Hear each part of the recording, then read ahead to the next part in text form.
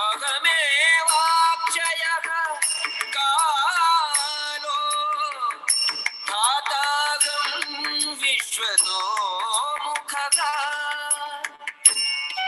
ಅಕ್ಷರಗಳಲ್ಲಿ ನಾನು ಅಕಾರ, ಸಮಾಸಗಳಲ್ಲಿ ಸಮಾಸ.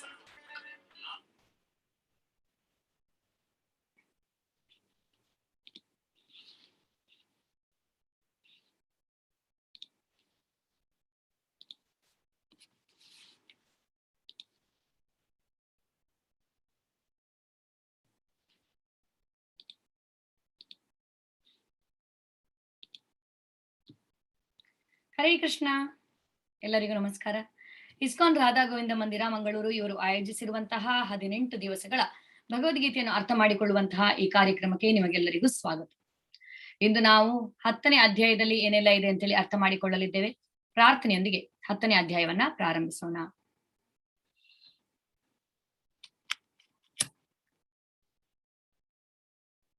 ಓಂ ನಮೋ ಭಗವತಿ ವಾಸುದೇವಾಯ. ಓಂ ನಮೋ ಭಗವತಿ ವಾಸುದೇವಾಯ.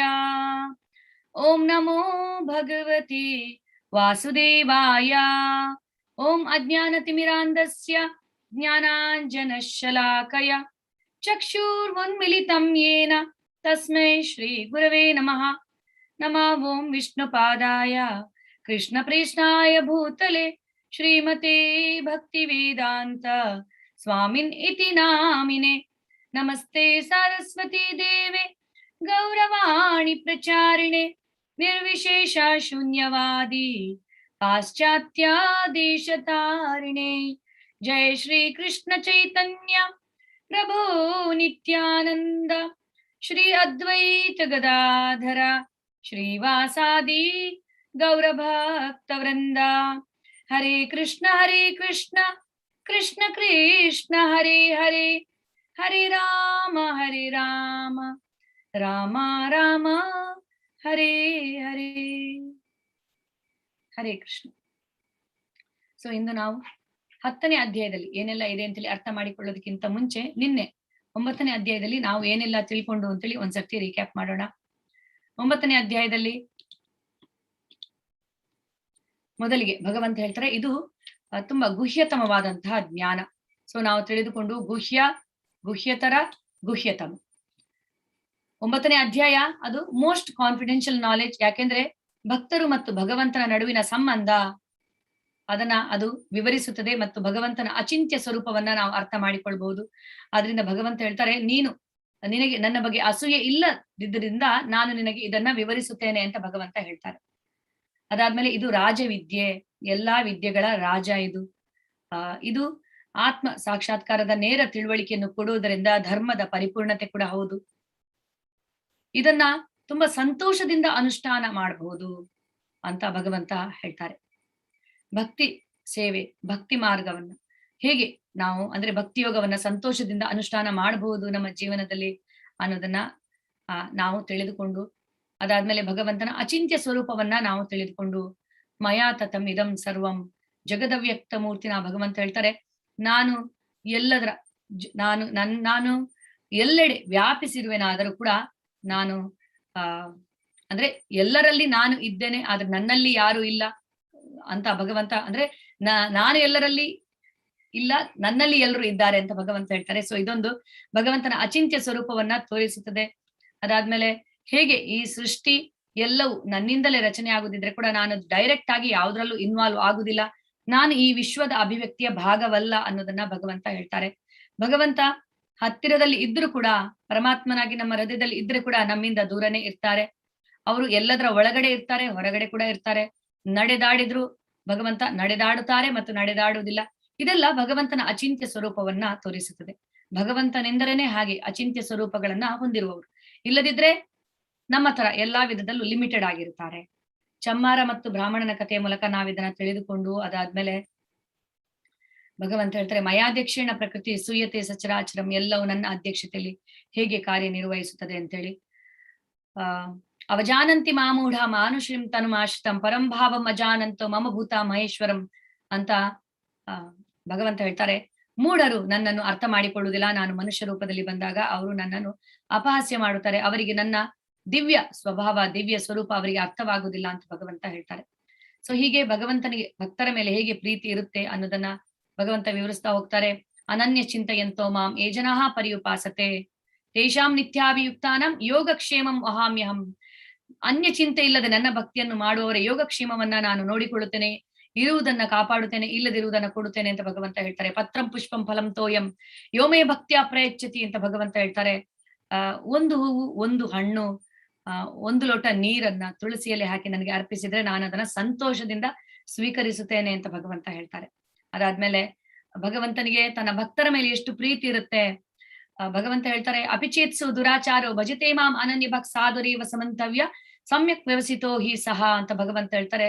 ಈ ಮಾರ್ಗದಲ್ಲಿ ಬಂದವರು ಅವರಿಂದ ತಪ್ಪುಗಳಾದ್ರೆ ಕೂಡ ಅವರನ್ನ ಸಾಧು ಎಂದು ಪರಿಗಣಿಸಬೇಕು. ಅವರು ಈ ಭಕ್ತಿ ಮಾರ್ಗದಲ್ಲಿ ಬಂದಿದ್ದಾರೆ, ಅದರಿಂದ ಕ್ಷಿಪ್ರಂ ಭವತಿ ಧರ್ಮಾತ್ಮ ಶಾಶ್ವತ್ ಶಾಂತಿಂ ನಿಗಚ್ಚತಿ ಕೌಂತೆಯ ಪ್ರತಿಜಾನೀಹಿ ನಮೆ ಭಕ್ತ್ಯ ಪ್ರಣಶ್ಯತಿ ಅಂತ ಭಗವಂತ ಹೇಳ್ತಾರೆ. ಅವರು ಶೀಘ್ರದಲ್ಲೇ ಧರ್ಮಾತ್ಮರಾಗುತ್ತಾರೆ, ನನ್ನ ಭಕ್ತರು ಎಂದಿಗೂ ನಾಶವಾಗುವುದಿಲ್ಲ, ಇದರ ನೀನು ಧೈರ್ಯವಾಗಿ ಘೋಷಿಸು ಅಂತ ಅರ್ಜುನನಿಗೆ ಭಗವಂತ ಹೇಳ್ತಾರೆ. ಮನ್ಮನಾಭವ ಮದ್ಭಕ್ತೋ ಮಧ್ಯಾಜಿ ಮಾಂ ನಮಸ್ಕುರು ಅಂತ ಭಗವಂತ ಹೇಳ್ತಾರೆ. ನಿನ್ನ ಮನಸ್ಸನ್ನ ನನ್ನಲ್ಲಿ ತೊಡಗಿಸು, ನನ್ನ ಚಿಂತನೆಯಲ್ಲಿ ನೀನು ಇದ್ದಾಗ ಹೇಗೆ ನೀನು ಸಂಪೂರ್ಣವಾಗಿಯೂ ನನ್ನಲ್ಲಿಗೆ ಬರುವೆ, ನಿಶ್ಚಯವಾಗಿಯೂ ನನ್ನಲ್ಲಿಗೆ ಬರುವೆ ಅನ್ನುವಂತ ಭರವಸೆಯನ್ನ ಭಗವಂತ ಕೊಡ್ತಾರೆ. ಸೊ ಭಗವಂತನನ್ನ ನಾವು ತುಂಬಾ ಸಿಂಪಲ್ ಆಗಿ ಭಗವಂತನ ಆರಾಧನೆಯನ್ನ ಮಾಡೋದ್ರಿಂದ ನಮ್ಗೆ ಈ ಭರವಸೆ ಸಿಗುತ್ತೆ ಭಗವಂತನಿಂದ. ನಾವು ಖಂಡಿತವಾಗಿಯೂ ಅವರಿರುವಲ್ಲಿಗೆ ನಾವು ಹೋಗ್ಬೋದು, ಅವರನ್ನ ನಾವು ಪಡೆಯಬಹುದು ಅಂತ. 10ನೇ ಅಧ್ಯಾಯದ ಹೆಸರು ವಿಭೂತಿ ಯೋಗ. ವಿಭೂತಿ ಅಂದ್ರೆ ಭಗವಂತನ ಐಶ್ವರ್ಯ, ಯೋಗ ಸಿರಿಯನ್ನ ನಾವು ನೋಡಲಿದ್ದೇವೆ. ಸೊ ಈಗ 9ನೇ ಅಧ್ಯಾಯ ಮತ್ತು 10ನೇ ಅಧ್ಯಾಯದ ನಡುವೆ ಇರುವಂತ ಕನೆಕ್ಷನ್ ಏನು? ಸೊ ಭಗವಂತ ನಿನ್ನೆಯ ಅಧ್ಯಾಯವನ್ನ ಮನ್ಮನಾಭವ ಮದ್ಭಕ್ತೋ ಅಂತ ಅವರು ಕೊನೆಗೊಳಿಸ್ತಾರೆ. ನಿನ್ನ ಚಿಂತನೆಯನ್ನ ನನ್ನಲ್ಲಿ ನಿಲ್ಲಿಸು, ನಿನ್ನ ಮನಸ್ಸನ್ನ ನನ್ನಲ್ಲಿ ನಿಲ್ಲಿಸು, ನನ್ನ ಭಕ್ತನಾಗು, ನನಗೆ ನಮಸ್ಕರಿಸು ಅಂತ ಭಗವಂತ ಹೇಳ್ತಾರೆ. ಆದ್ರಿಂದ 10ನೇ ಅಧ್ಯಾಯ ಭಗವಂತನ ಐಶ್ವರ್ಯಗಳನ್ನ ಅದು ವಿವರಿಸುತ್ತದೆ. ಯೋಗ ಸಮೃದ್ಧಿಯನ್ನ, ಅವರ ಎಲ್ಲ ಐಶ್ವರ್ಯಗಳನ್ನ, ವಿಭೂತಿಯನ್ನ ಅದು ವಿವರಿಸುತ್ತದೆ. ಸೊ ಇದನ್ನ ನಾವು ತಿಳಿದುಕೊಳ್ಳೋದ್ರ ಮೂಲಕ ಭಗವಂತನಲ್ಲಿ ನಮ್ಮ ಮನಸ್ಸನ್ನ ನಿಲ್ಲಿಸೋದಕ್ಕೆ ನಮ್ಗೆ ಸಾಧ್ಯವಾಗುತ್ತೆ. ಹೇಗೆ ಭಗವಂತನಲ್ಲಿ ನಾವು ಮನಸ್ಸನ್ನ ನಿಲ್ಲಿಸುವಂಥದ್ದು? ಭಗವಂತನ ಬಗೆಗೆ ನಾವು ಇನ್ನಷ್ಟು ಕೇಳಿದಾಗ, ಅವರು ಎಷ್ಟು ಮಹಾತ್ಮರು ಅಂತ ಅರ್ಥ ಮಾಡ್ಕೊಂಡಾಗ, ಅವರ ಐಶ್ವರ್ಯಗಳನ್ನ ನಾವು ತಿಳಿದುಕೊಂಡಾಗ ಅದೆಲ್ಲದರ ಮೇಲೆ ನಮ್ಮ ಮನಸ್ಸು ನಿಲ್ಲಬಹುದು.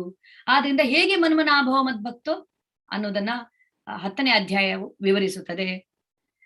ಅದಾದ್ಮೇಲೆ 9ನೇ ಅಧ್ಯಾಯದ ಕೊನೆಗೆ ಭಗವಂತ ಏನ್ ಹೇಳ್ತಾರೆ, ಯಾರು ಶುದ್ಧ ಭಕ್ತರು ಆಗಬಹುದು ಅಂತ ಅವರು ಹೇಳ್ತಾರೆ. ಅಂದ್ರೆ ಶುದ್ಧ ಭಕ್ತರು ಹೇಗೆ ಆಗ್ಬೇಕು ಶುದ್ಧ ಭಕ್ತರಾದ್ರೆ ಮಾತ್ರ ಅವ್ರು ನನ್ನಲ್ಲಿಗೆ ಬರ್ತಾರೆ.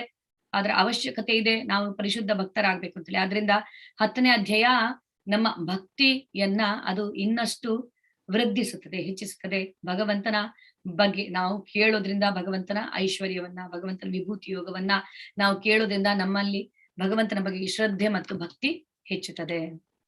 ಇದರಲ್ಲಿ 4 ಸೆಕ್ಷನ್ಗಳಿವೆ. ಮೊದಲ ಸೆಕ್ಷನ್ ನಲ್ಲಿ ಭಗವಂತ ಹೇಗೆ ಎಲ್ಲದರ ಮೂಲ ಅನ್ನೋದನ್ನ ನಾವು ತಿಳಿದುಕೊಳ್ಳಲಿದ್ದೇವೆ.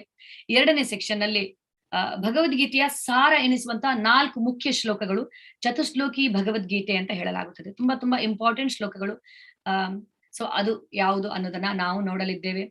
ಇಷ್ಟೆಲ್ಲಾ ಕೇಳಿದ್ಮೇಲೆ ಅರ್ಜುನ ಭಗವಂತನಿಗೆ ಹೇಳ್ತಾನೆ, ಟೆಲ್ ಮಿ ಮೋರ್, ನನಗೆ ನಿನ್ನ ಬಗ್ಗೆ ಇನ್ನಷ್ಟು ತಿಳಿದುಕೊಳ್ಳುವಂತ ಇಚ್ಛೆಯಾಗಿದೆ, ಎಷ್ಟು ಕೇಳಿದ್ರು ಸಾಕು ಅಂತಾನೆ ಅನಿಸುವುದಿಲ್ಲ, ದಯವಿಟ್ಟು ನಿನ್ನ ಬಗ್ಗೆ ಇನ್ನಷ್ಟು ವಿಸ್ತಾರವಾಗಿ ಹೇಳುವೆಯಾ ಅಂತ ಅರ್ಜುನ ಕೇಳ್ತಾನೆ. ಹೇಗೆ ಭಗವಂತನನ್ನ ಎಲ್ಲೆಲ್ಲೂ ನಾವು ಕಾಣಬಹುದು ಅದನ್ನ ಭಗವಂತ ನಮ್ಗೆ ವಿವರಿಸುತ್ತಾರೆ. ಶ್ರೀ ಭಗವಾನುವಾಚ ಭೂಯ ಇವ ಮಹಾಬಾಹೋ ಶೃಣು ಮೇ ಪರಮಂ ವಚಃ ಯತ್ತೇಹಂ ಪ್ರೀಯಮಾಣಾಯ ವಕ್ಷ್ಯಾಮಿ ಹಿತಕಾಮ್ಯಯ. ದೇವೋತ್ತಮ ಪರಮಪುರುಷನು ಹೀಗೆಂದು ಹೇಳಿದನು, ಮಹಾಬಾಹುವಾದ ಅರ್ಜುನನೇ, ಮತ್ತೆ ಕೇಳು. ನೀನು ನನ್ನ ಪ್ರೀತಿಯ ಸ್ನೇಹಿತನಾದುದರಿಂದ ನಾನು ನಿನಗಾಗಿ ಇನ್ನೂ ಹೇಳುತ್ತೇನೆ. ನಾನು ಆಗಲೇ ವಿವರಿಸಿರುವ ಜ್ಞಾನಕ್ಕಿಂತ ಇನ್ನೂ ಉತ್ತಮವಾದ ಜ್ಞಾನವನ್ನು ನಿನಗೆ ನೀಡುತ್ತೇನೆ. ಸೊ ಭಗವಂತ ಇಲ್ಲಿ ಏನ್ ಹೇಳ್ತಾರೆ, ನೀನು ನನ್ನ ಸ್ನೇಹಿತ ಮತ್ತು ಭಕ್ತ ಅಂತ ಹೇಳ್ತಾ ಇದ್ದಾರೆ. ನೀನ್ ನನ್ನ ಸ್ನೇಹಿತನಾದುದರಿಂದ ನಾನ್ ನಿನ್ಗೆ ಇಲ್ಲಿ ಹೇಳ್ತಾ ಇದ್ದೀನಿ ಅಂತ, ಇನ್ನಷ್ಟು ಹೇಳುತ್ತೇನೆ ಅಂತ ಭಗವಂತ ಹೇಳ್ತಾರೆ.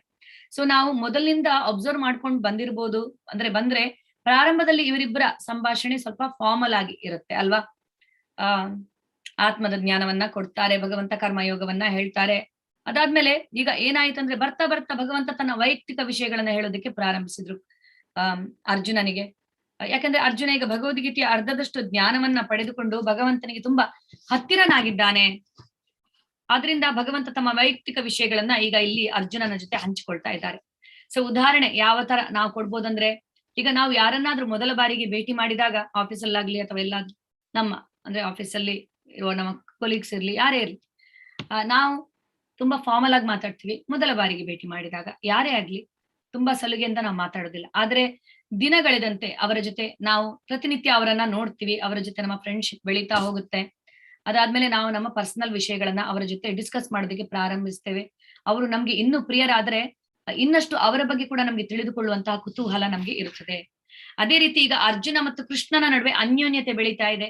ಅವರು ತುಂಬಾ ಹತ್ತಿರವಾಗ್ತಾ ಇದ್ದ ಹಾಗೆ ಕೃಷ್ಣ ಪರಮ ರಹಸ್ಯ ಜ್ಞಾನವನ್ನ ಅವನೊಂದಿಗೆ ಹಂಚುತ್ತಾ ಇದ್ದಾರೆ. ಸೊ ಕೃಷ್ಣ ತನ್ನ ಐಶ್ವರ್ಯದ ಬಗ್ಗೆ ಅರ್ಜುನನಿಗೆ ಹೇಳ್ತಾ ಹೋಗ್ತಾರೆ. ಇಲ್ಲಿ 7ನೇ ಅಧ್ಯಾಯದಲ್ಲಿ ಭಗವಂತ ಒಂದು ನೋಟ ಕೊಟ್ಟಿದ್ದಷ್ಟೇ ತಮ್ಮ ಬಗ್ಗೆ. ಇಲ್ಲಿ ತಮ್ಮ ಸಂಪೂರ್ಣ ಐಶ್ವರ್ಯದ ಬಗ್ಗೆ ಭಗವಂತ ಇಲ್ಲಿ ಎಲ್ಲಾ ವಿಷಯಗಳನ್ನ ವಿಸ್ತಾರವಾಗಿ ಹೇಳುತ್ತಾರೆ. ಸೊ ಇಲ್ಲಿ ಅರ್ಜುನ ಯಾವುದೇ ಪ್ರಶ್ನೆಯನ್ನ ಕೇಳಲಿಲ್ಲ. ಅರ್ಜುನನ ಪ್ರಶ್ನೆ 8ನೇ ಅಧ್ಯಾಯದಲ್ಲಿ. ಅದಾದ್ಮೇಲೆ 8ನೇ ಅಧ್ಯಾಯದ ನಂತರ ಅರ್ಜುನ ಯಾವುದೇ ಪ್ರಶ್ನೆ ಕೇಳೋದಿಲ್ಲ. ಸೊ 9ನೇ ಅಧ್ಯಾಯದಲ್ಲಿ 34 ಶ್ಲೋಕಗಳು ಕೂಡ ಭಗವಂತನೇ ಹೇಳುವಂಥದ್ದು. ಸೊ ಭಗವಂತ ಹೇಳ್ತಾ ಹೋಗ್ತಾರೆ ಅವರ ಬಗ್ಗೆ. ಇಲ್ಲಿನೂ ಕಂಟಿನ್ಯೂ ಮಾಡ್ತಾ ಇದ್ದಾರೆ. ಅರ್ಜುನ ಪ್ರಶ್ನೆಯನ್ನ ಕೇಳಲಿಲ್ಲ ಆದ್ರೆ ಕೂಡ. ಸೊ ಭಗವಂತ ತಮಗೆ ಪ್ರಿಯರಾದವರ ಜೊತೆ ಅವರು ತಮ್ಮ ವಿಷಯವನ್ನ ಹಂಚಿಕೊಳ್ಳುತ್ತಾರೆ. ಸೊ ಭಗವಂತ ಏನ್ ಹೇಳ್ತಾ ಇದ್ದಾರೆ, ನೀನು ನನ್ನ ಸ್ನೇಹಿತನಾದುದರಿಂದ ಅಂತ ಹೇಳ್ತಾರೆ. ಸೊ ನಾವು ನೋಡ್ಬೋದು ಈ ಇದನ್ನ ನೀವು ನೋಡಿದಾಗ, ಈ ಒಂದು ಕೆತ್ತನೆಯನ್ನ ನೀವು ಶಿಲ್ಪದ ಇದನ್ನ ನೀವು ನೋಡಿದಾಗ, ಆರ್ಕಿಟೆಕ್ಟ್ ಇದನ್ನ ನೋಡಿದಾಗ ನಿಮ್ಗೆ ಏನು ನೆನಪಿಗೆ ಬರುತ್ತೆ? ಕೃಷ್ಣ ಮಲಗಿದ್ದಾಗ ಅರ್ಜುನ ಮತ್ತು ದುರ್ಯೋಧನ ಇಬ್ರು ಕೂಡ ಕೃಷ್ಣನ ಹತ್ರ ಸಹಾಯವನ್ನ ಕೋರಿ ಹೋಗ್ತಾರೆ ಕುರುಕ್ಷೇತ್ರ ಯುದ್ಧಕ್ಕಿಂತ ಮುಂಚೆ. ನಿಮ್ಗೆಲ್ರಿಗೂ ಗೊತ್ತಿರ್ಬೋದು ಈ ವಿಷಯ. ಅರ್ಜುನ ಭಗವಂತನ ಪಾದ ಕಮಲಗಳ ಬಳಿ ಕುಳಿತುಕೊಳ್ಳುತ್ತಾನೆ, ದುರ್ಯೋಧನ ತಲೆಯ ಹತ್ರ ಕುಳಿತುಕೊಳ್ತಾನೆ. ಭಗವಂತ ನಿದ್ರೆಯಲ್ಲಿ ಇರ್ತಾರೆ. ನಿದ್ರೆಯಿಂದ ಎದ್ದ ತಕ್ಷಣ ಅವರು ಅರ್ಜುನನ ಕಾಣುತ್ತಾರೆ. ಪಾದದ ಹತ್ತಿರ ಇರುವಂತ ಅರ್ಜುನನನ್ನ ಮೊದಲು ಕಾಣುತ್ತಾರೆ. ಅರ್ಜುನನಿಗೆ ಏನು ಬಂದೆ ಅಂತ ಕೇಳಿದಾಗ ಅರ್ಜುನ ಹೇಳ್ತಾನೆ, ಕುರುಕ್ಷೇತ್ರ ಯುದ್ಧದಲ್ಲಿ ನನಗೆ ನಿಮ್ಮ ಸಹಾಯ ಬೇಕು ಅಂತ. ದುರ್ಯೋಧನ ಹೇಳ್ತಾನೆ, ನಾನು ಕೂಡ ಇಲ್ಲೇ ಇದ್ದೀನಿ ಅಂತ. ಭಗವಂತ ಅರ್ಜುನನನ್ನ ಮೊದಲು ನೋಡಿದ್ರಿಂದ ಅರ್ಜುನನಿಗೆ ಅವಕಾಶವನ್ನ ಕೊಡ್ತಾರೆ ಹೇಳೋದಿಕ್ಕೆ. ನಾನು ಯುದ್ಧವನ್ನ ಮಾಡುವುದಿಲ್ಲ, ನೀನು ಬೇಕಾದ್ರೆ ನನ್ನ ನಾರಾಯಣಿ ಸೈನ್ಯವನ್ನ ನೀನು ತಗೋಬಹುದು, ನಾನು ಬೇಕಾದ್ರೆ ನಿನ್ನ ಜೊತೆ ಇರ್ತೀನಿ, ಆದ್ರೆ ನಾನು ಯುದ್ಧ ಮಾಡುವುದಿಲ್ಲ ಅಂತ ಹೇಳ್ತಾರೆ. ಈಗ ನೀನು ಆಯ್ಕೆ ಮಾಡು, ನಾನು ಬೇಕಾ ನಾರಾಯಣಿ ಸೈನ್ಯ ಬೇಕಾ? ನಾನು ಯುದ್ಧ ಮಾಡುವುದಿಲ್ಲ ಅಂತ ಹೇಳ್ತಾರೆ. ಅರ್ಜುನ ಹೇಳ್ತಾನೆ, ಭಗವಂತ ನಿನ್ನಿಂದ ಏನು ಬೇಡ, ನೀನೇ ಬೇಕು ನನ್ಗೆ, ನೀನ್ ನಮ್ಮ ಜೊತೆಗಿದ್ರೆ ಸಾಕು ಅಂತ ಅರ್ಜುನ ಭಗವಂತನನ್ನ ಆರಿಸ್ತಾನೆ. ದುರ್ಯೋಧನ ಆವಾಗ ತಿಳ್ಕೊಂಡಿರ್ತಾನೆ ಅರ್ಜುನ ಮೂರ್ಖ ಅಂತ ಹೇಳಿ. ಅಂತ ನಾರಾಯಣಿ ಸೈನ್ಯವನ್ನ ಬಿಟ್ಟು ಕೃಷ್ಣನನ್ನ ಆಯ್ಕೆ ಮಾಡಿದ, ಅದು ಕೂಡ ಕೃಷ್ಣ ಯುದ್ಧ ಮಾಡುದಿಲ್ಲ ಅಂತೆ, ಏನು ಉಪಯೋಗ ಇದೆ ಅಂತ ದುರ್ಯೋಧನ ಯೋಚಿಸ್ತಾನೆ. ಆದ್ರೆ ದುರ್ಯೋಧನಿಗೆ ಗೊತ್ತಿಲ್ಲ ನಿಜವಾದ ಮೂರ್ಖ ಯಾರು ಅನ್ನೋದು ಅವನಿಗೆ ಕೊನೆ ಗೊತ್ತಾಗುತ್ತೆ. ಅರ್ಜುನನಿಗೆ ಗೊತ್ತಿತ್ತು. ಯತ್ರ ಯೋಗೇಶ್ವರೋ ಕೃಷ್ಣ ತತ್ರ ಶ್ರೀ ವಿಜಯೋ ಭೂತಿರ್ ಧ್ರುವ ನೀತಿರ್ಮತಿರ್ಮಮ. ಎಲ್ಲಿ ಭಗವಂತನಿರ್ತಾನೋ ಅಲ್ಲಿ ವಿಜಯ, ಐಶ್ವರ್ಯ, ನೀತಿ, ಅಸಾಧಾರಣ ಶಕ್ತಿ ಇದ್ದೇ ಇರುತ್ತದೆ ಅನ್ನೋದು ಅರ್ಜುನನಿಗೆ ಗೊತ್ತಿತ್ತು. ಸೊ ಅರ್ಜುನ ಭಗವಂತನನ್ನ ಆಯ್ಕೆ ಮಾಡಿಕೊಂಡ ತನ್ನ ಜೀವನದಲ್ಲಿ.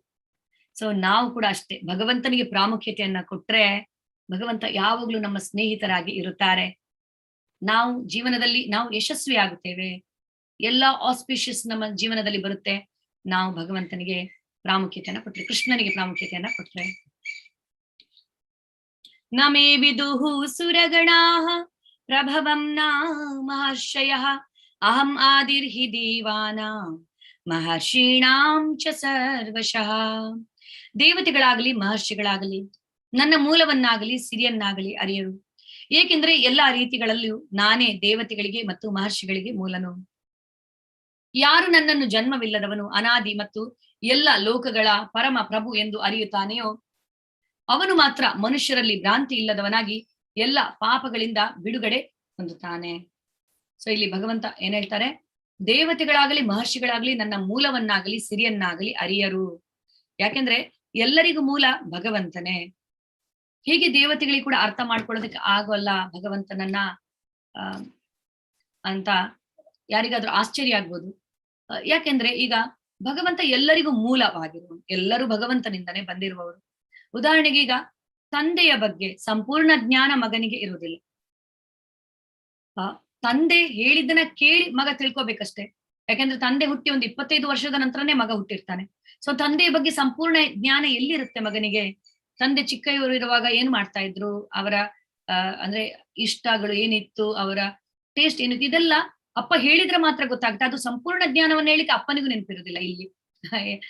ಆದ್ರೆ ಹಾಗೆ ಸಂಪೂರ್ಣ ಜ್ಞಾನ ಇರುವುದಿಲ್ಲ ಅಪ್ಪನ ಬಗ್ಗೆ ಅಲ್ವಾ ಮಗನಿಗೆ. ಅದೇ ತರ ಈಗ ಭಗವಂತನ ಮೂಲವನ್ನ ಅರಿಯೋದಕ್ಕೆ ಯಾರಿಗೂ ಆಗೋದಿಲ್ಲ. ಮಹರ್ಷಿಗಳಿಗೂ ಆಗುದಿಲ್ಲ, ದೇವತೆಗಳಿಗೆ ಕೂಡ ಆಗುದಿಲ್ಲ. ಯಾಕಂದ್ರೆ ಅವರೆಲ್ಲರಿಗೂ ಕೂಡ ಮೂಲ ಭಗವಂತನೇ. ಸೊ ಭಗವಂತ ಅನಾದಿ ಕಾಲದಿಂದ ಇದ್ದಾರೆ, ಹೇಗೆ ಅರಿಯೋದಿಕ್ಕೆ ಸಾಧ್ಯ? ಜನ್ಮವಿಲ್ಲದವನು, ಯಾರು ನನ್ನನ್ನು ಜನ್ಮವಿಲ್ಲದವನು ಮತ್ತು ಅನಾದಿ ಅಂತ ಅರಿಯುತ್ತಾನಲ್ಲ, ಅವನು ಮಾತ್ರ ಭ್ರಾಂತಿ ಇಲ್ಲದವನಾಗಿ ಎಲ್ಲ ಪಾಪಗಳಿಂದ ಬಿಡುಗಡೆ ಹೊಂದುತ್ತಾನೆ. ಜನ್ಮವಿಲ್ಲದವನು ಭಗವಂತ, ಆದರೂ ಜನ್ಮವನ್ನ ಎತ್ತುತ್ತಾರೆ, ಇಲ್ಲಿ ಅವರು ಅವತರಿಸುತ್ತಾರೆ. Unborn is Born. ಯಾಕೆ ಅವರು ಇಲ್ಲಿ ಜನ್ಮವನ್ನ ಎತ್ತುತ್ತಾರೆ? ತನ್ನ ಭಕ್ತರಿಗೆ ಸಂತೋಷವನ್ನ ಕೊಡೋದಕ್ಕೋಸ್ಕರ, ತನ್ನ ಭಕ್ತರ ಭಕ್ತಿಗೆ ಸ್ಪಂದಿಸೋದಕ್ಕೋಸ್ಕರ, ಅದಾದ್ಮೇಲೆ ನಮ್ಗೆ ಭಗವದ್ಗೀತೆಯನ್ನ ಬೋಧಿಸೋದಕ್ಕೋಸ್ಕರ, ನೀವೆಲ್ಲ ನನ್ನ ಮಕ್ಕಳು ಅಂತ ಹೇಳೋದಕ್ಕೋಸ್ಕರ ಅವ್ರು ಇಲ್ಲಿಗೆ ಬರ್ತಾರೆ. ದೇವಕಿಯ ಗರ್ಭದಲ್ಲಿ ಭಗವಂತ ಜನಿಸೋದಕ್ಕಿಂತ ಮುಂಚೆ ದೇವತೆಗಳು ಅಂದ್ರೆ ಕೃಷ್ಣ ಜನಿಸೋದಕ್ಕಿಂತ ಮುಂಚೆ ಗರ್ಭಸ್ಥ ಸ್ತುತಿ ಅಂತೇಳಿ ಮಾಡ್ತಾರೆ. ಸೊ ಆ ಗರ್ಭಸ್ಥ ಸ್ಥಿತಿಯಲ್ಲಿ ಅವರು ಭಗವಂತನನ್ನ ಹೀಗೆ ಅವರು ಹೇಳ್ತಾರೆ. ಭಗವಂತ ಏನು ಅನ್ನೋದನ್ನ ಅವ್ರು ಹೀಗೆ ಹಾಡ್ತಾರೆ, ಸ್ತುತಿ ಮಾಡ್ತಾರೆ. ಸತ್ಯಂ ವ್ರತಂ ಸತ್ಯ ಪರಂ ತ್ರಿಸತ್ಯಂ ಸತ್ಯಸ್ಯ ಯೋನಿಂ ನಿಹಿತಂ ಚ ಸತ್ಯೇ ಸತ್ಯಸ್ಯ ಸತ್ಯಂ ವೃತ ಸತ್ಯ ನೇತ್ರಂ ಸತ್ಯಾತ್ಮಕಂ ತ್ವಂ ಶರಣಂ ಪ್ರಪನ್ನಃ. ಒಂದೇ ಶ್ಲೋಕದಲ್ಲಿ 9 ಬಾರಿ ಸತ್ಯ ಸತ್ಯ ಸತ್ಯ ಸತ್ಯ ಅಂತ ಹೇಳ್ತಾರೆ. ಸತ್ಯವ್ರತಂ ಸತ್ಯಪರಂ ತ್ರಿಸತ್ಯಂ ಸತ್ಯಸ್ಯ ಯೋನಿಂ ನೀತಂ ಚ ಸತ್ಯೇ ಸತ್ಯಸ್ಯ ಸತ್ಯಂ ವೃತ ಸತ್ಯ ನೇತ್ರಂ ಸತ್ಯಾತ್ಮಕಂ ತ್ವಂ ಶರಣಂ ಪ್ರಪನ್ನಂ. ಹೀಗೆ ಭಗವಂತ ಸತ್ಯ, ಅವನ ಜನ್ಮ ಸತ್ಯ, ಅವನ ಚಟುವಟಿಕೆಗಳು ಸತ್ಯ, ಅವನು ಸಾಕಾರ ರೂಪದಲ್ಲಿ ಇರುವುದು ಸತ್ಯ, ಅವನು ಎಲ್ಲ ಕಡೆ ವ್ಯಾಪಿಸಿರುವುದು ಸತ್ಯ. ಆದ್ರೆ ಕೂಡ ಅವರು ಯಾವ ತರ ಹೇಗೆ ಒಂದು ಜನ್ಮವನ್ನ ಎತ್ತುತ್ತಾರೆ, ಹೀಗೆ ಅವರು ಸ್ತುತಿಯನ್ನ ಮಾಡ್ತಾರೆ, ಗರ್ಭಸ್ಥ ಸ್ತುತಿ ಅಂತ ಹೇಳಿ.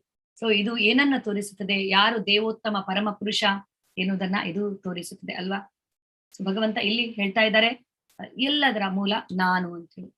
ಸೊ ಭಗವಂತನನ್ನ ನಾವು ಜನ್ಮವಿಲ್ಲದವನು, ಆದ್ರೂ ಜನ್ಮವನ್ನ ಎತ್ತುತ್ತಾರೆ. ಅಜೋಪಿಸನ್ ಅವ್ಯಯಾತ್ಮ. ಅಜೋ, ನಾನು ಅಜ, ನನಗೆ ಜನ್ಮವಿಲ್ಲ. ಅಜೋಪಿಸನ್ ಅವ್ಯಯಾತ್ಮ ಭೂತಾನಾಂ ಈಶ್ವರೂಪಿಸನ್ ಪ್ರಕೃತಿಂ ಸ್ವಾಮದಿಷ್ಟಾಯ ಸಂಭವಾಮಿ ಆತ್ಮಮಾಯಯ. ನನ್ನ ಸ್ವ ಇಚ್ಛೆಯಿಂದ ನಾನು ಇಲ್ಲಿಗೆ ಬರುತ್ತೇನೆ, ನಾನು ಲೀಲೆಯನ್ನ ಮಾಡುತ್ತೇನೆ. ನೋನ್ ಎಟ್ ಅನ್ನೋನ್. ಭಗವಂತನನ್ನ ತಿಳಿದುಕೊಂಡು ಅಂತ ಅನ್ಕೊಂಡ್ರೆ ಕೂಡ ಸಂಪೂರ್ಣವಾಗಿ ತಿಳಿದುಕೊಳ್ಳೋದಕ್ಕೆ ಸಾಧ್ಯವಿಲ್ಲ ಅಂತ ದೇವರ್ಷಿಗಳಿಗೆ ಕೂಡ ಸಾಧ್ಯವಾಗ್ಲಿಲ್ಲ.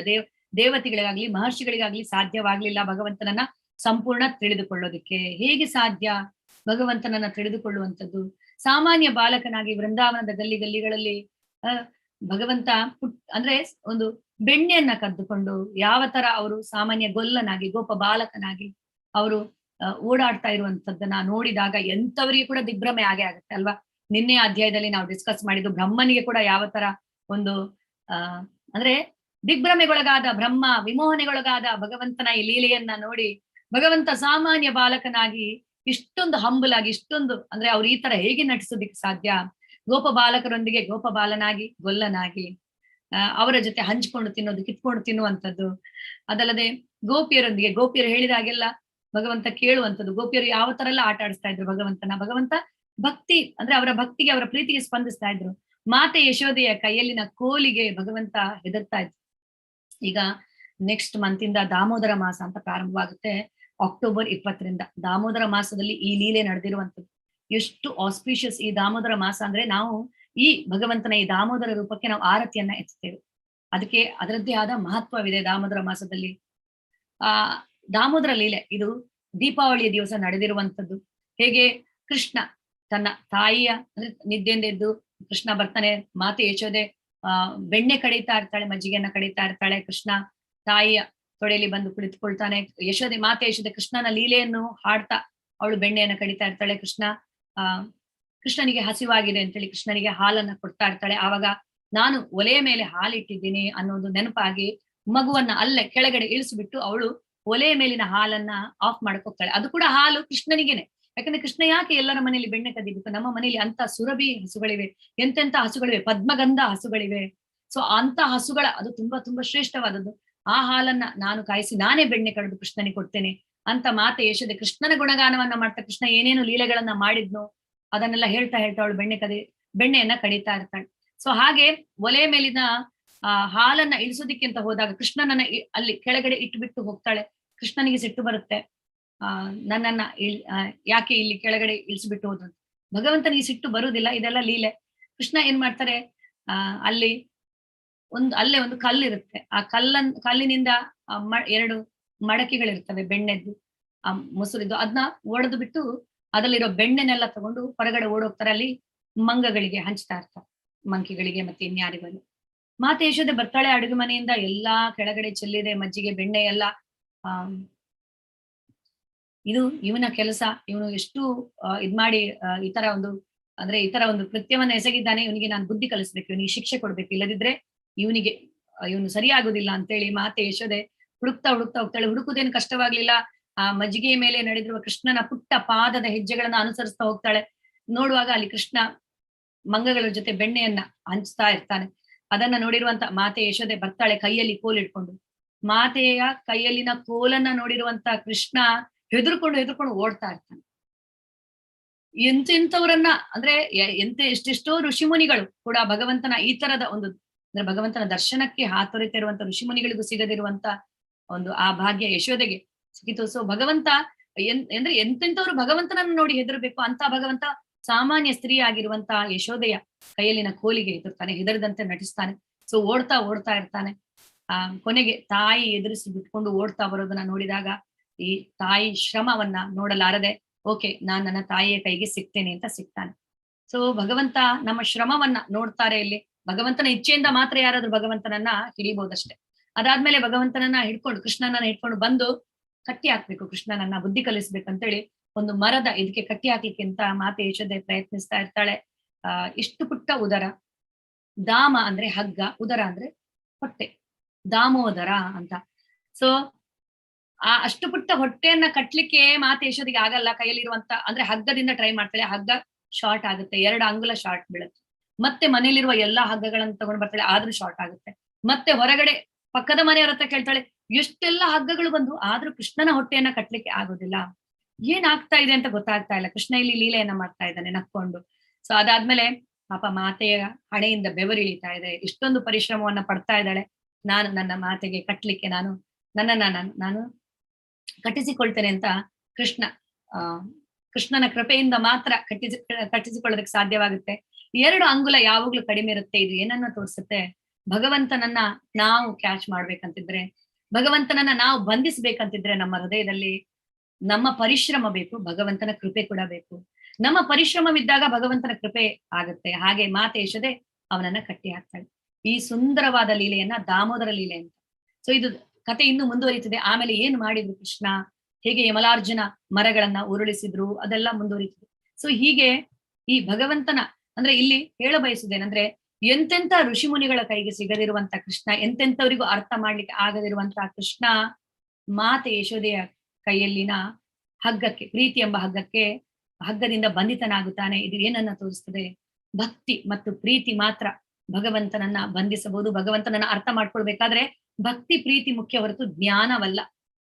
ಜ್ಞಾನವೇ ಭಗವಂತನನ್ನ ಅರಿತುಕೊಳ್ಳೋದಕ್ಕೆ ಇರುವ, ಭಗವಂತನನ್ನ ಪಡೆಯೋದಕ್ಕೆ ಇರುವ ಮಾರ್ಗ. ಅಂದ್ರೆ ನಾವು ಹಲವಾರು ಉದಾಹರಣೆಗಳನ್ನ ನೋಡ್ಬೋದು, ಜ್ಞಾನವಿಲ್ಲದೆ ಭಗವಂತನನ್ನ ಪಡೆದವರು ಅಲ್ವಾ.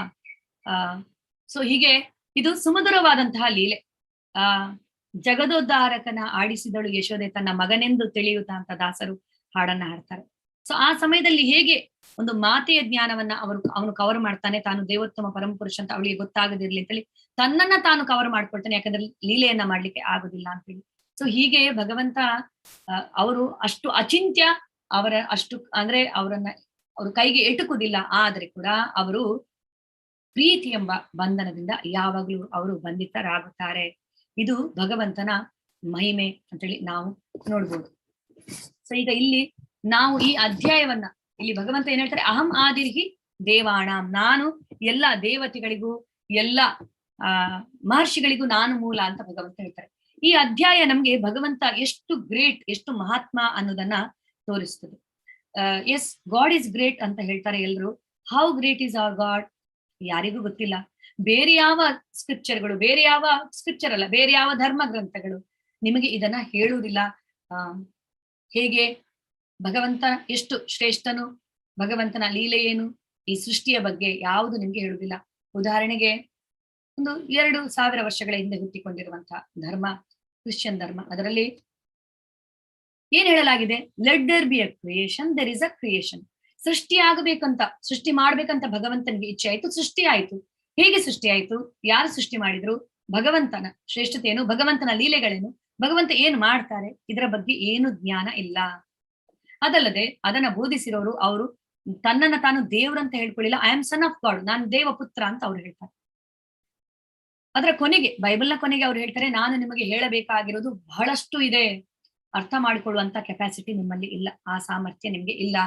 ಸದ್ಯದ ಪರಿಸ್ಥಿತಿಯಲ್ಲಿ ನೀವು ಇಷ್ಟನ್ನ ಅರ್ಥ ಮಾಡ್ಕೊಳ್ಳಿ, ನೀವು ಒಂದು ನೀತಿವಂತರಾಗಿ ಬಾಳಿ, ಮತ್ತೆ ಯಾವ ತರ ನೀವು ಆದಷ್ಟು ಅಹಿಂಸೆ ಅಂದ್ರೆ ಹಿಂಸೆಯನ್ನ ಕಡಿಮೆ ಮಾಡಿ, ಈ ತರದ್ದೆಲ್ಲ ಅವರಿಗೆ ಬೋಧಿಸ್ತಾರೆ. ಸ್ವಲ್ಪ ನೀವು ನಿಮ್ಮ ತಪ್ಪುಗಳನ್ನ ನೀವು ಪಾಪ ಸಂಗೀತದ ಮೂಲಕ ನೀವು ಹೇಳ್ಕೊಳ್ಳಿ, ಕಾನ್ಫೆಸ್ ಮಾಡ್ಕೊಳ್ಳಿ, ಆ ಮೂಲಕ ತಪ್ಪುಗಳು ಕಡಿಮೆ ಆಗುತ್ತದೆ. ಈ ತರದ್ದೆಲ್ಲ ಅವರು ಬೇಸಿಕ್ ಆಗಿರುವಂತದನ್ನ ಕೊಡ್ತಾರೆ. ಅದರಲ್ಲಿ ಭಗವಂತನ ಬಗ್ಗೆ ಅಷ್ಟು ಅಂದ್ರೆ ಸಂಪೂರ್ಣ ಮಾಹಿತಿ ನಮ್ಗೆ ಸಿಗುದಿಲ್ಲ, ಯಾಕಂದ್ರೆ ಅರ್ಥವಾಗುದಿಲ್ಲ. ಅಲ್ಲಿಯ ಅವರವರ ಎಬಿಲಿಟಿ ಟು ಅಂಡರ್ಸ್ಟ್ಯಾಂಡ್, ಅವರವರಿಗೆ ಅರ್ಥ ಮಾಡ್ಕೊಳ್ಳುವ ಸಾಮರ್ಥ್ಯಕ್ಕೆ ಅನುಗುಣವಾಗಿ ಅವರಿಗೆ ಅದನ್ನ ಬೋಧಿಸಲಾಗಿದೆ. ಇನ್ನೊಂದು ಹುಟ್ಟಿಕೊಂಡಿರುವಂತದ್ದು 1-1.5 ವರ್ಷಗಳ ಹಿಂದೆ ಮರಳುಗಾಡಿನಲ್ಲಿ ಹುಟ್ಟಿಕೊಂಡಿರುವಂತ ಇನ್ನೊಂದು ಧರ್ಮ, ಅದರಲ್ಲಿ ಕೂಡ ಅಷ್ಟೇ ಅದನ್ನ ಬೋಧಿಸಿರೋರು ಅವರು ಕೂಡ ತಮ್ಮನ್ನ ತಾವು ದೇವ್ರಂತ ಹೇಳಿಲ್ಲ, I am messenger of god ಅಂತ ಹೇಳ್ತಾರೆ. ಅದರಲ್ಲಿ ಕೂಡ ಏನು ಭಗವಂತನ ಬಗ್ಗೆ ಇದೇ ಇಲ್ಲ, ಅದರಲ್ಲಿ ಮಾಹಿತಿನೇ ನಿಮ್ಗೆ ಸಿಗುದಿಲ್ಲ. ಎಲ್ಲಾ ಬೇಸಿಕ್ ನೀವು ಮನುಷ್ಯರ ತರ ಹೇಗೆ ಬದುಕಬೇಕು ಅನ್ನೋದು ಮಾತ್ರ ಹೇಳಲಾಗಿದೆ. ಮನುಷ್ಯರ ತರ ಹೇಗೆ ಬದುಕಬೇಕು ಅನ್ನೋದು ಆಲ್ರೆಡಿ ಗೊತ್ತಿರುತ್ತೆ ಯಾರಿಗೆ? ಭಾರತೀಯರಿಗಂತೂ ಗೊತ್ತಿರುತ್ತೆ ಅಲ್ವಾ. ಈಗ ಅವರವರ ಸಾಮರ್ಥ್ಯಕ್ಕನುಗುಣವಾಗಿ ಅವರವರಿಗೆ ದೇಶ ಕಾಲ ಪಾತ್ರಕ್ಕನುಗುಣವಾಗಿ ಅವರಿಗೆ ಬೇಕಾಗಿರುವುದನ್ನ ಬೋಧಿಸಲಾಯಿತು. ಆದ್ರೆ ಭಗವಂತ ಈ ಪೃಥ್ವಿಯಲ್ಲಿ ಸ್ವತಃ ಬಂದು ಅವರು ಇದನ್ನ ನಮ್ಗೆ ಬೋಧಿಸ್ತಾರೆ. ಭಗವದ್ಗೀತೆಯನ್ನ ಅಂದ್ರೆ ಸ್ವತಃ ಭಗವಂತನೇ ಭೂಮಿಗೆ ಬಂದು ಹೇಳಿರುವಂತದ್ದು ಈ ಭಗವದ್ಗೀತೆ. ಆದ್ರಿಂದ ಅದರ ಹೆಸರು ಭಗವದ್ಗೀತೆ, ಭಗವಂತನ ಗೀತೆ. ಭಗವಾನ್ ಯಾರು ಅನ್ನೋದನ್ನ ನಾವು ತಿಳಿದುಕೊಂಡಿದ್ದೀವಿ. ಐಶ್ವರ್ಯಸ್ಯ ಸಮಗ್ರಸ್ಯ ವೀರ್ಯಸ್ಯ ಯಶಸ್ಸ ಶ್ರಿಯ ಜ್ಞಾನ ವೈರಾಗ್ಯ ಶೈವ ಸನ್ನಮ್ಮಗ ಇತಿಂಗನ ಅನ್ನೋದನ್ನ ನಾವು ನೋಡಿದ್ವಿ. ಸೊ ಅಂತ ಭಗವಂತನೇ ಬಂದು ಬೋಧಿಸಿರುವಂತಹ ಈ ಒಂದು ಭಗವದ್ಗೀತೆ ಇದು ಮಾನವ ಕುಲದ ಒಳಿತಿಗೆ ಇರುವಂತದ್ದು. ಇನ್ಸ್ಟ್ರಕ್ಷನ್ ಮ್ಯಾನ್ಯುವಲ್ ಇದ್ದಾಗೆ ಎಲ್ಲರೂ ಇದನ್ನ ಅರ್ಥ ಮಾಡಿಕೊಳ್ಬಹುದು, ಇಲ್ಲ ಅಂತೇಳಿ ಅಲ್ಲ. ಆದ್ರೆ ವಿಶೇಷವಾಗಿ ಭಾರತೀಯರಿಗೆ ತುಂಬಾ ಸುಲಭವಾಗಿ ಇದು ಅರ್ಥವಾಗುವಂತದ್ದು. ಯಾಕೆಂದ್ರೆ ಇದು ಒಂದು ಶ್ರೇಷ್ಠ ಆಧ್ಯಾತ್ಮಿಕ ಗ್ರಂಥ ಕೂಡ ಹೌದು. ಹೇಗೆ ಆಧ್ಯಾತ್ಮಿಕತೆಯನ್ನು ನಾವು ತುಂಬಾ ಅರ್ಥ ಮಾಡ್ಕೊಳ್ಬಹುದು ಭಾರತೀಯರು, ಯಾಕೆಂದ್ರೆ ನಾವು ಹಿಂದೆ ಆಧ್ಯಾತ್ಮಿಕ ಜೀವನವನ್ನ ನಡೆಸ್ತಾ ಇದ್ದಂಥವ್ರು. ಭಾರತೀಯರಿಗೆ ತುಂಬಾ ಸುಲಭ, ಯಾಕಂದ್ರೆ ಭಾರತೀಯರು ಬುದ್ಧಿವಂತರಂತ ಇಡೀ ಪ್ರಪಂಚವೇ ಅದನ್ನ ಒಪ್ಪಿಕೊಳ್ಳುತ್ತದೆ. ಹೀಗೆ ಭಾರತದಲ್ಲಿರುವಂತಹ ಸಾಫ್ಟ್ವೇರ್ ಇಂಜಿನಿಯರ್ಸ್ನಾಗ್ಲಿ ಸೈಂಟಿಸ್ಟ್ಗಳನ್ನಾಗ್ಲಿ ಬೇರೆ ದೇಶದವರು ಅವರು ಕರೆಸಿಕೊಳ್ತಾರೆ ಈ ತರ. ಸೊ ಭಾರತೀಯರಿಗೆ ತುಂಬಾ ಸುಲಭವಾಗಿ ಅರ್ಥವಾಗುತ್ತದೆ ಆಧ್ಯಾತ್ಮಿಕ ಜ್ಞಾನ. ಆದ್ರಿಂದ ಮೊದಲಿಗೆ ಭಾರತೀಯರು ಇದನ್ನ ಅರ್ಥ ಮಾಡಿಕೊಳ್ಳಬೇಕು ಭಗವದ್ಗೀತೆಯ ಜ್ಞಾನವನ್ನ. ಅದಾದ್ಮೇಲೆ ಬೇರೆಯವರಿಗೆ ಬೋಧಿಸುವಂತ ಅವಶ್ಯಕತೆ ಇದೆ. ಭಾರತ ಭೂಮಿಲೆ ಮನುಷ್ಯ ಜನ್ಮ ಹೊಯ್ಲ ಯಾರ, ಜನ್ಮ ಸಾರ್ಥಕ ಕರಿ ಕರೋಪಕಾರ ಅಂತ ಭಗವಂತ ಹೇಳ್ತಾರೆ. ಸೊ ನೀನು ಭಾರತದಂತ ಪುಣ್ಯ ಭೂಮಿಯಲ್ಲಿ ನೀನು ಹುಟ್ಟಿದ್ಯಾ. ಸೊ ಆದ್ರಿಂದ ನೀನು ನಿನ್ನ ಜನ್ಮವನ್ನ ಸಾರ್ಥಕ ಮಾಡಿಸ್ಕೋ. ಮೊದಲು ಶಾಸ್ತ್ರಗಳನ್ನ ತಿಳಿದುಕೊಳ್ಳೋದ್ರ ಮೂಲಕ, ಭಗವದ್ಗೀತೆಯನ್ನ ತಿಳಿದುಕೊಳ್ಳೋದ್ರ ಮೂಲಕ, ಅದಾದ್ಮೇಲೆ ಬೇರೆಯವರಿಗೆ ಉಪಕಾರ ಮಾಡು ಅಂತ ಹೇಳಲಾಗುತ್ತೆ. ಆದ್ರೆ ನಾವು ಆಧ್ಯಾತ್ಮಿಕತೆಯಲ್ಲಿ ಅಂತ ಇಂಟ್ರೆಸ್ಟೇ ತೋರಿಸ್ತಾ ಇಲ್ಲ ಭಾರತೀಯರು. ಆಕ್ಚುಲಿ ನಾವು ಆಧ್ಯಾತ್ಮಿಕ ಜೀವನವನ್ನೇ ನಡೆಸ್ತಾ ಇದ್ದವರು. ನಮಗೆ ಇದು ಅರ್ಥ ಮಾಡ್ಕೊಳ್ಳೋದಕ್ಕೆ ತುಂಬಾ ಸುಲಭವಾಗುತ್ತೆ, ಯಾಕಂದ್ರೆ ನಾವು ಪ್ರತಿಯೊಂದರಲ್ಲೂ ದೇವರನ್ನ ಕಾಣ್ತಾ ಇದ್ದವರು ಅಂಡ್ ಆಧ್ಯಾತ್ಮಿಕ ಜೀವನ ನಾವು ನಡೆಸ್ತಾ ಇದ್ದವರು. ಏನಾಯ್ತು ಅದಾದ್ಮೇಲೆ ಬ್ರಿಟಿಷರ ಒಂದು ಆಳ್ವಿಕೆಯಿಂದ ನಮ್ಮತನವನ್ನ ನಾವು ಕಳೆದುಕೊಳ್ಳುವ ತರ ಆಯ್ತು. ಅಂದ್ರೆ ನಾವು ಗೋರಕ್ಷಣೆಯನ್ನ ಮಾಡ್ತಾ ಇದ್ವು. ಕೃಷಿ ಗೋರಕ್ಷಣೆ ಮುಖ್ಯವಾಗಿರುವಂತ ಒಂದು ಇದಾಗಿತ್ತು ನಮ್ದು ಉದ್ಯೋಗವಾಗಿತ್ತು.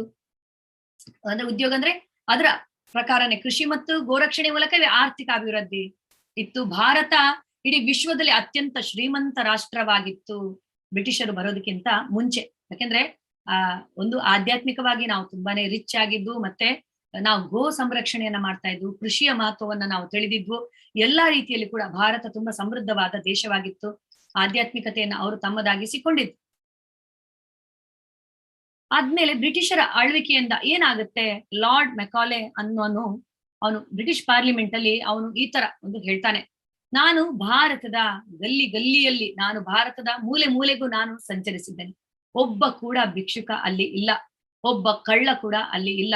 ಅಂತಹ ಒಂದು ಶ್ರೀಮಂತ ರಾಷ್ಟ್ರ, ಹಿಂದೆ ಮನೆಗೆ ಬಾಗಿಲು ಕೂಡ ಯಾರು ಹಾಕ್ತಾ ಇರ್ಲಿಲ್ಲಂತೆ, ಚಿನ್ನವನ್ನ ಮಾರ್ಗದ ಬದಿಯಲ್ಲಿ ಮಾರ್ತಾ ಇದ್ರಂತೆ. ಅಂತ ಶ್ರೀಮಂತ ರಾಷ್ಟ್ರ ಭಾರತ. ಆಧ್ಯಾತ್ಮಿಕವಾಗಿ ಹೌದು, ಭೌತಿಕವಾಗಿ ಕೂಡ ಹೌದು, ಶ್ರೀಮಂತ ರಾಷ್ಟ್ರ ಭಾರತ.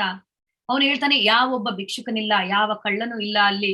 ಅಂಥ ಒಂದು ಸಮೃದ್ಧಿಯನ್ನ ಹೊಂದಿರುವಂತ ಸಂಪತ್ ಭರಿತ ರಾಷ್ಟ್ರ ಮಾತ್ರವಲ್ಲ, ಅಂತ ಒಂದು ಮೋರಲ್ ವ್ಯಾಲ್ಯೂಸ್, ಎಷ್ಟು ಹೈ ಮೋರಲ್ ವ್ಯಾಲ್ಯೂಸ್ ಅಂತ, ಸಚ್ ಅಂದ್ರೆ ಅವರು ಪೀಪಲ್ ಆಫ್ ಸಚ್ ಕ್ಯಾಲಿಬರ್, ಅವರು ಎಷ್ಟು ಒಂದು ಸಂಸ್ಕಾರವುಳ್ಳವರು, ಎಷ್ಟು ಸಂಪ್ರದಾಯ, ಸಂಸ್ಕೃತಿ, ಸಂಸ್ಕಾರ, ಎಂಥ ಶ್ರೀಮಂತ ಸಂಸ್ಕೃತಿ ಅವರದು. ನಾವು ಯಾವತ್ತೂ ಅವರನ್ನ ವಶಪಡಿಸಿಕೊಳ್ಳೋದಕ್ಕೆ ಸಾಧ್ಯನೇ ಇಲ್ಲ. ನಾವು ಅವರ ಬೆನ್ನೆಲುಬು ಆಗಿರುವಂತಹ ಆಧ್ಯಾತ್ಮಿಕತೆಯನ್ನ ಮುರಿದು ಹಾಕ್ಬೇಕು. ಎಷ್ಟೇ ನಾವು ಅವರನ್ನ ಲೂಟಿ ಮಾಡಿದ್ವು, ಎಷ್ಟೋ ವರ್ಷಾನುಗಟ್ಟಲೆ, ಎಷ್ಟೋ ವರ್ಷಗಳಿಂದ ನಾವು ಅವರ ಕೊಳ್ಳೆ ಹೊಡೆದು ಭಾರತೀಯರನ್ನು, ಆದ್ರೆ ಕೂಡ ಅವರ ಮುಖದಲ್ಲಿ ನಾವು, ಅಂದ್ರೆ ಅವರ ಜೀವನದಲ್ಲಿ, ಅವರ ಮುಖದಲ್ಲಿ ನಗು ಇದೆ, ಸಂತೋಷ ಇದೆ ಅವರ ಜೀವನದಲ್ಲಿ. ಯಾಕೆಂದ್ರೆ ಭಾರತೀಯರು ದುಡ್ಡಿನಲ್ಲಾಗ್ಲಿ ಚಿನ್ನದಲ್ಲಾಗ್ಲಿ ಸಂತೋಷವನ್ನ ಕಾಣ್ತಾ ಇಲ್ಲ, ತಮ್ಮ ಒಳಗಡೆನೆ ಇದೆ ಅವರಿಗೆ ಸಂತೋಷ ಅನ್ನುವಂಥದ್ದು. ಯಾಕಂದ್ರೆ ಆಧ್ಯಾತ್ಮಿಕ ಜೀವನ ಅವರದಾಗಿದೆ. ಪ್ರತಿಯೊಂದರಲ್ಲೂ ದೇವರನ್ನ ಕಾಣ್ತಾ ಇದ್ದಾರೆ ಅವರು, ಪ್ರತಿಯೊಬ್ಬರಿಗೂ ಗೌರವವನ್ನ ಕೊಡ್ತಾ ಇದ್ದಾರೆ. ಆದ್ರಿಂದ ಅವರ ಆಧ್ಯಾತ್ಮಿಕತೆಯನ್ನ ಮುರಿಯುವವರೆಗೆ ಅವರನ್ನ ನಾವು ಸಂಪೂರ್ಣ ವಶಪಡಿಸಿಕೊಳ್ಳೋದಕ್ಕೆ ಆಗುದಿಲ್ಲ. ಎಷ್ಟೇ ನಾವು ಅವರ ದುಡ್ಡನ್ನ ಲೂಟಿ ಮಾಡಿದ್ರೆ ಕೂಡ, ಕೊಳ್ಳೆ ಹೊಡೆದ್ರೆ ಕೂಡ ಅವರು ಸಂತೋಷವಾಗಿಯೇ ಇದ್ದಾರೆ, ಅವರು ಯುನೈಟೆಡ್ ಆಗಿದ್ದಾರೆ ಎಲ್ರು ಕೂಡ. ಆದ್ರಿಂದ ಅವರನ್ನ ನಾವು ಓಡಿಬೇಕಂತಿದ್ರೆ, ಅವರನ್ನ ನಾವು ವಶಪಡಿಸಿಕೊಳ್ಬೇಕಂತಿದ್ರೆ ಅವರ ಆಧ್ಯಾತ್ಮಿಕತೆಯನ್ನ ನಾವು ಮುರಿಯಬೇಕು, ಅವರ ಸಂಪ್ರದಾಯವನ್ನ ನಾವು ಮುರಿಯಬೇಕು, ಅವರ ಸಂಸ್ಕೃತಿಯನ್ನ, ಅವರ ಸಂಸ್ಕಾರ ಎಲ್ಲವನ್ನ ನಾವು ಮುರಿಬೇಕು. ಅವರು ನಂಬ್ಕೊಂಡು ಬಂದಿರುವಂತ ಅವರ ಧರ್ಮವನ್ನೇ ನಾವು ಸುಳ್ಳು ಅಂತ ಹೇಳ್ಬೇಕು. ಅವರ ಆ ಧರ್ಮಕ್ಕೆ ನಾವು, ಅವರ ಧರ್ಮಶಾಸ್ತ್ರಗಳಿಗೆ ನಾವು ಮೈಥಾಲಜಿ ಅಂತ ಹೆಸರಿಡ್ಬೇಕು, ಇಲ್ಲದೆ ಇರುವಂತದ್ದು. ಅದಾದ್ಮೇಲೆ ಅವರು ನಂಬ್ಕೊಂಡು ಬಂದಿರುವಂತದ್ದು ಏನೆಲ್ಲ, ಅದೆಲ್ಲ ಮೂಢನಂಬಿಕೆ ಅಂತ ನಾವು ಅವರ ಮನಸ್ಸಿನಲ್ಲಿ ತಂದು ಹಾಕ್ಬೇಕು. ಅವರ ಗುರುಕುಲ ಪದ್ಧತಿಯನ್ನ ನಾಶ ಮಾಡ್ಬೇಕು. ಅವರ ಆಧ್ಯಾತ್ಮಿಕತೆಯನ್ನೇ ಮುರಿದು ಹಾಕಿದಾಗ ಮಾತ್ರ ನಾವು ಅವರನ್ನ ವಶಪಡಿಸಿಕೊಳ್ಳೋದು ಸಾಧ್ಯ ಅಂತ ಅವರು ಹೇಳ್ತಾರೆ ಬ್ರಿಟಿಷ್ ಪಾರ್ಲಿಮೆಂಟ್ ಅಲ್ಲಿ, ಮೆಕಾಲೆ ಅಂತೇಳಿ. ಆಗ ಅಲ್ಲಿನ ರಾಣಿ, ಕ್ವೀನ್, ಬ್ರಿಟಿಷ್ ಕ್ವೀನ್ ಹೇಳ್ತಾಳೆ, ಎಸ್, ಆ ಕೆಲಸವನ್ನ ಮಾಡಿಬಿಡಿ, ಮೊದಲು ಏನೇನು ಮಾಡ್ಬೇಕಾ ಮಾಡಿಬಿಡಿ, ಆಧ್ಯಾತ್ಮಿಕತೆಯನ್ನ ನೀವು ನಾಶ ಮಾಡಿಬಿಡಿ. ಅಲ್ಲಿ ಗುರುಕುಲ, ನಮ್ಮ ಶಿಕ್ಷಣ ಪದ್ಧತಿಯನ್ನ ಅವರಿಗೆ ಇದ್ ಮಾಡಿ, ಇಂಟ್ರೊಡ್ಯೂಸ್ ಮಾಡಿಸಿ, ಗುರುಕುಲ ಪದ್ಧತಿಯನ್ನ ನಾಶ ಮಾಡಿ, ಈ ತರ ಮಾಡೋದ್ರಿಂದ ನಾವು ಅವರನ್ನ ವಶಪಡಿಸಿಕೊಳ್ಬಹುದು ಅಂತ. ಸೊ ಹಾಗೆ ಬ್ರಿಟಿಷರು ಯಶಸ್ವಿ ಆದ್ರು, ನಮ್ಮನ್ನ ವಶಪಡಿಸಿಕೊಳ್ಳೋದ್ರಲ್ಲಿ ನಮ್ಮ ಆಧ್ಯಾತ್ಮಿಕತೆಯನ್ನ ಮುರಿದು ಹಾಕಿದ್ರು.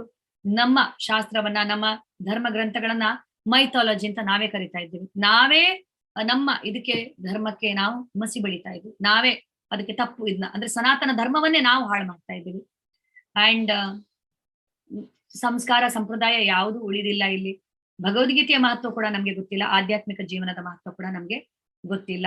ಆದ್ರಿಂದ ಪ್ರತಿಯೊಬ್ಬರು ಕೂಡ ಭಗವದ್ಗೀತೆನ ಅರಿತುಕೊಂಡು, ಹೇಗೆ ಭಗವಂತ ಯಾರು, ನನ್ನ ಉದ್ದೇಶ ಏನು, ಇದನ್ನೆಲ್ಲ ಅವನು ಅರಿತುಕೊಳ್ಳುವಂತ ಅವಶ್ಯಕತೆ ಇದೆ. ಇದನ್ನ ಅರಿತುಕೊಂಡು ಅವನು ಬೇರೆಯವರಿಗೆ ಕೂಡ ಇದನ್ನ ಹೇಳ್ಬೇಕು. ಆವಾಗ ಒಂದು ಎಲ್ಲರೂ ಈ ಭಗವದ್ಗೀತೆ ಜ್ಞಾನವನ್ನ ಒಂದು ತಮ್ಮದಾಗಿಸಿಕೊಂಡಾಗ ನಮ್ಮ ಸಮಾಜದಲ್ಲಿ ಸುಖ, ಶಾಂತಿ, ಸಮೃದ್ಧಿ ಬರುತ್ತದೆ. ಮತ್ತೆ ನಾವು ಶ್ರೀಮಂತ ದೇಶವಾಗ್ಬಹುದು. ನಮ್ಮ ಆಧ್ಯಾತ್ಮಿಕತೆಯನ್ನ ನಾವು ಮತ್ತೆ ತಗೊಂಡು ಬಂದಾಗ, ಕೃಷಿ, ಗೋರಕ್ಷಣೆಯನ್ನ ನಾವು ಅದರ ಒಂದು, ಅಂದ್ರೆ ಅದನ್ನ ಮತ್ತೆ ನಾವು ಅದನ್ನ ಮಾಡಿದಾಗ ಅನ್ನೋದನ್ನ ನಾವು ಇಲ್ಲಿ ನೋಡ್ಬೋದು. ಸೊ ಭಗವಂತ ಎಷ್ಟು ಶ್ರೇಷ್ಠ ಅನ್ನುವಂಥದ್ದನ್ನ ನಾವು ತಿಳಿದುಕೊಳ್ಬೇಕಂತಿದ್ರೆ ಭಗವದ್ಗೀತೆ ನಮ್ಗೆ ಹೇಳುತ್ತೆ. ಭಗವಂತ ಶ್ರೇಷ್ಠ ಅಂತ ತಿಳಿದುಕೊಂಡ ಮೇಲೆ ನಾವು ಭಗವಂತನ ಜೊತೆ ನಾವು ಕನೆಕ್ಟ್ ಆಗ್ತೀವಿ. ನಮ್ಗೆ ಗೊತ್ತಿಲ್ಲ ಭಗವಂತ ಎಷ್ಟು ಶ್ರೇಷ್ಠ ಅಂತೇಳಿ, ಅಲ್ವಾ? ಭಗವಂತ ಯಾರು ಅಂತಾನೆ ಗೊತ್ತಿಲ್ಲ, ಎಷ್ಟು ಶ್ರೇಷ್ಠ ಅಂತ ಗೊತ್ತಿಲ್ಲ, ಅವರ ಕಾರ್ಯ ಚಟುವಟಿಕೆಗಳು ನಮ್ಗೆ ಗೊತ್ತಿಲ್ಲ, ನಮ್ಗೆ ಅವರ ಜೊತೆ ಇರುವಂತ ಸಂಬಂಧ ಕೂಡ ನಮ್ಗೆ ಗೊತ್ತಿಲ್ಲ. ಭಗವದ್ಗೀತೆಯ ಮೂಲಕ ನಾವು ಅದನ್ನ ತಿಳಿದುಕೊಳ್ಬೇಕು. ತಿಳಿದಾಗ್ಲೇ ನಮ್ಗೆ ಗೊತ್ತಾಗುವಂಥದ್ದು. ಮಹರ್ಷಯ ಸಪ್ತ ಪೂರ್ವೆ ಚತ್ವಾರೋ ಮನವಸ್ತಥ ಮದ್ಭಾವ ಮಾನಸ ಜಾತ ಏಷಾಂ ಲೋಕ ಇಮಾ ಪ್ರಜಾ.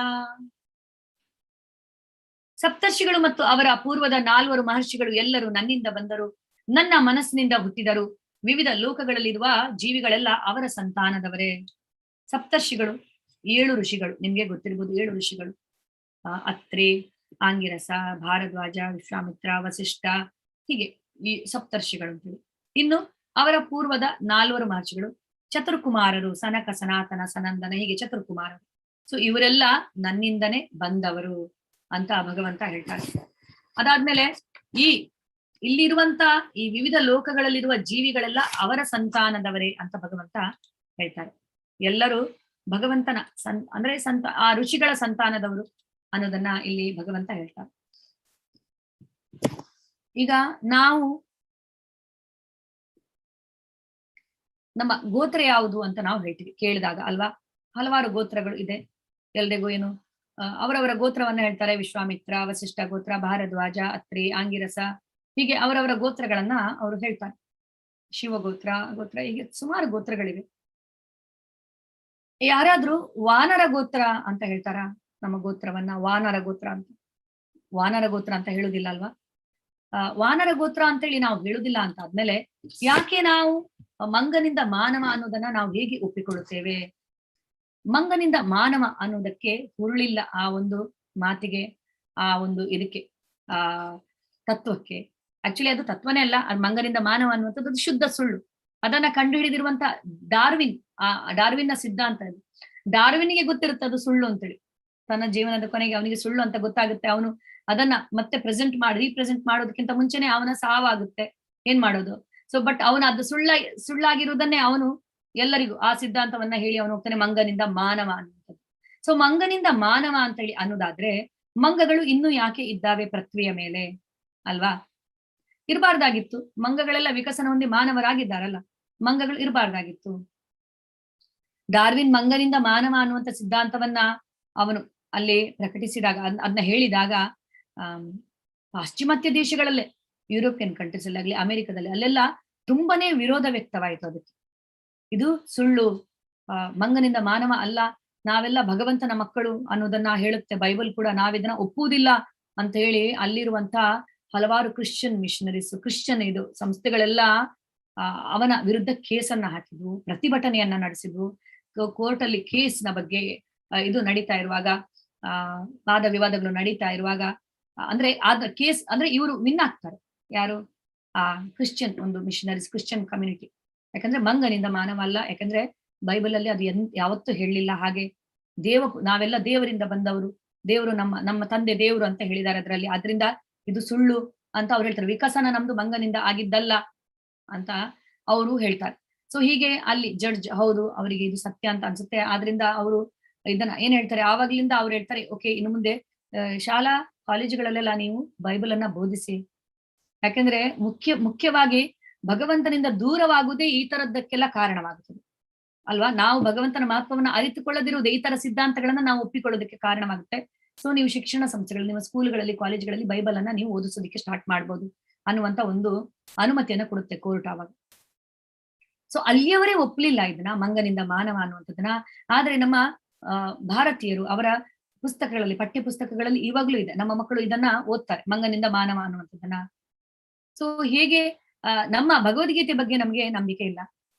ಯಾವನ ಒಬ್ಬ ವಿಜ್ಞಾನಿ ಹೇಳುದನ್ನ ನಾವು ನಂಬ್ತೀವಿ, ಅದನ್ನ ಇನ್ನೂ ಕೂಡ ಆ ಸಿದ್ಧಾಂತವನ್ನು ನಂಬ್ಕೊಂಡು ನಾವು ನಮ್ಮ ಮಕ್ಕಳಿಗೆ ತಪ್ಪನ್ನೇ ಹೇಳ್ತೀವಿ, ಮಂಗನಿಂದ ಮಾನವ ಅನ್ನುವಂಥದ್ದನ್ನ. ಇಲ್ಲಿ ಏನ್ ಹೇಳಲಾಗಿದೆ, ಸಪ್ತರ್ಷಿಗಳಿಂದ ಬಂದಿರುವಂತದ್ದು. ಮಾನವ ಅನ್ನುವಂತ ಹೆಸರು ನಮ್ಗೆ ಹೇಗೆ ಬಂತು? ಮನುವಿನಿಂದ ಬಂತು. ಮನುಕುಲದ ತಂದೆ ನಮ್ಮ ತಂದೆ ಮಾನವ, ಅವರ ತಂದೆ ಮಾನವರು, ಅವರ ತಂದೆ ಮಾನವರು, ಹೀಗೆ ತಂದೆಯ ತಂದೆ ಹೋಗುವಾಗ ಕೊನೆಗೆ ಅದು ಸಪ್ತರ್ಷಿಗಳಿಗೆ, ಅದರ ಕೊನೆಗೆ ಭಗವಂತನಿಗೆ ಹೋಗುತ್ತೆ ಹೊರತು ನಮ್ಮನ್ನ ಇಲ್ಲಿ ಮಂಗನಿಂದ ನಮ್ಮನ್ನ ಸೃಷ್ಟಿಸ್ಲಿಲ್ಲ. ಪ್ರಭುಪಾದರು ಹೇಳ್ತಾ ಇದ್ರು, ಡಾರ್ವಿನ್ನ ತಂದೆ ಮಂಗ ಇರಬಹುದು, ಆದ್ರೆ ನನ್ನ ತಂದೆ ಮಂಗ ಅಲ್ಲ. ನಾನು ಅಂದ್ರೆ ಮನುಕುಲ, ಮಾನವನ ಅಂದ್ರೆ ಮನು ಸಂಹಿತ, ಮನುಕುಲದಿಂದ ನಾನು ಬಂದಿರುವಂತವನು, ಅಥವಾ ಸಪ್ತರ್ಷಿಗಳು.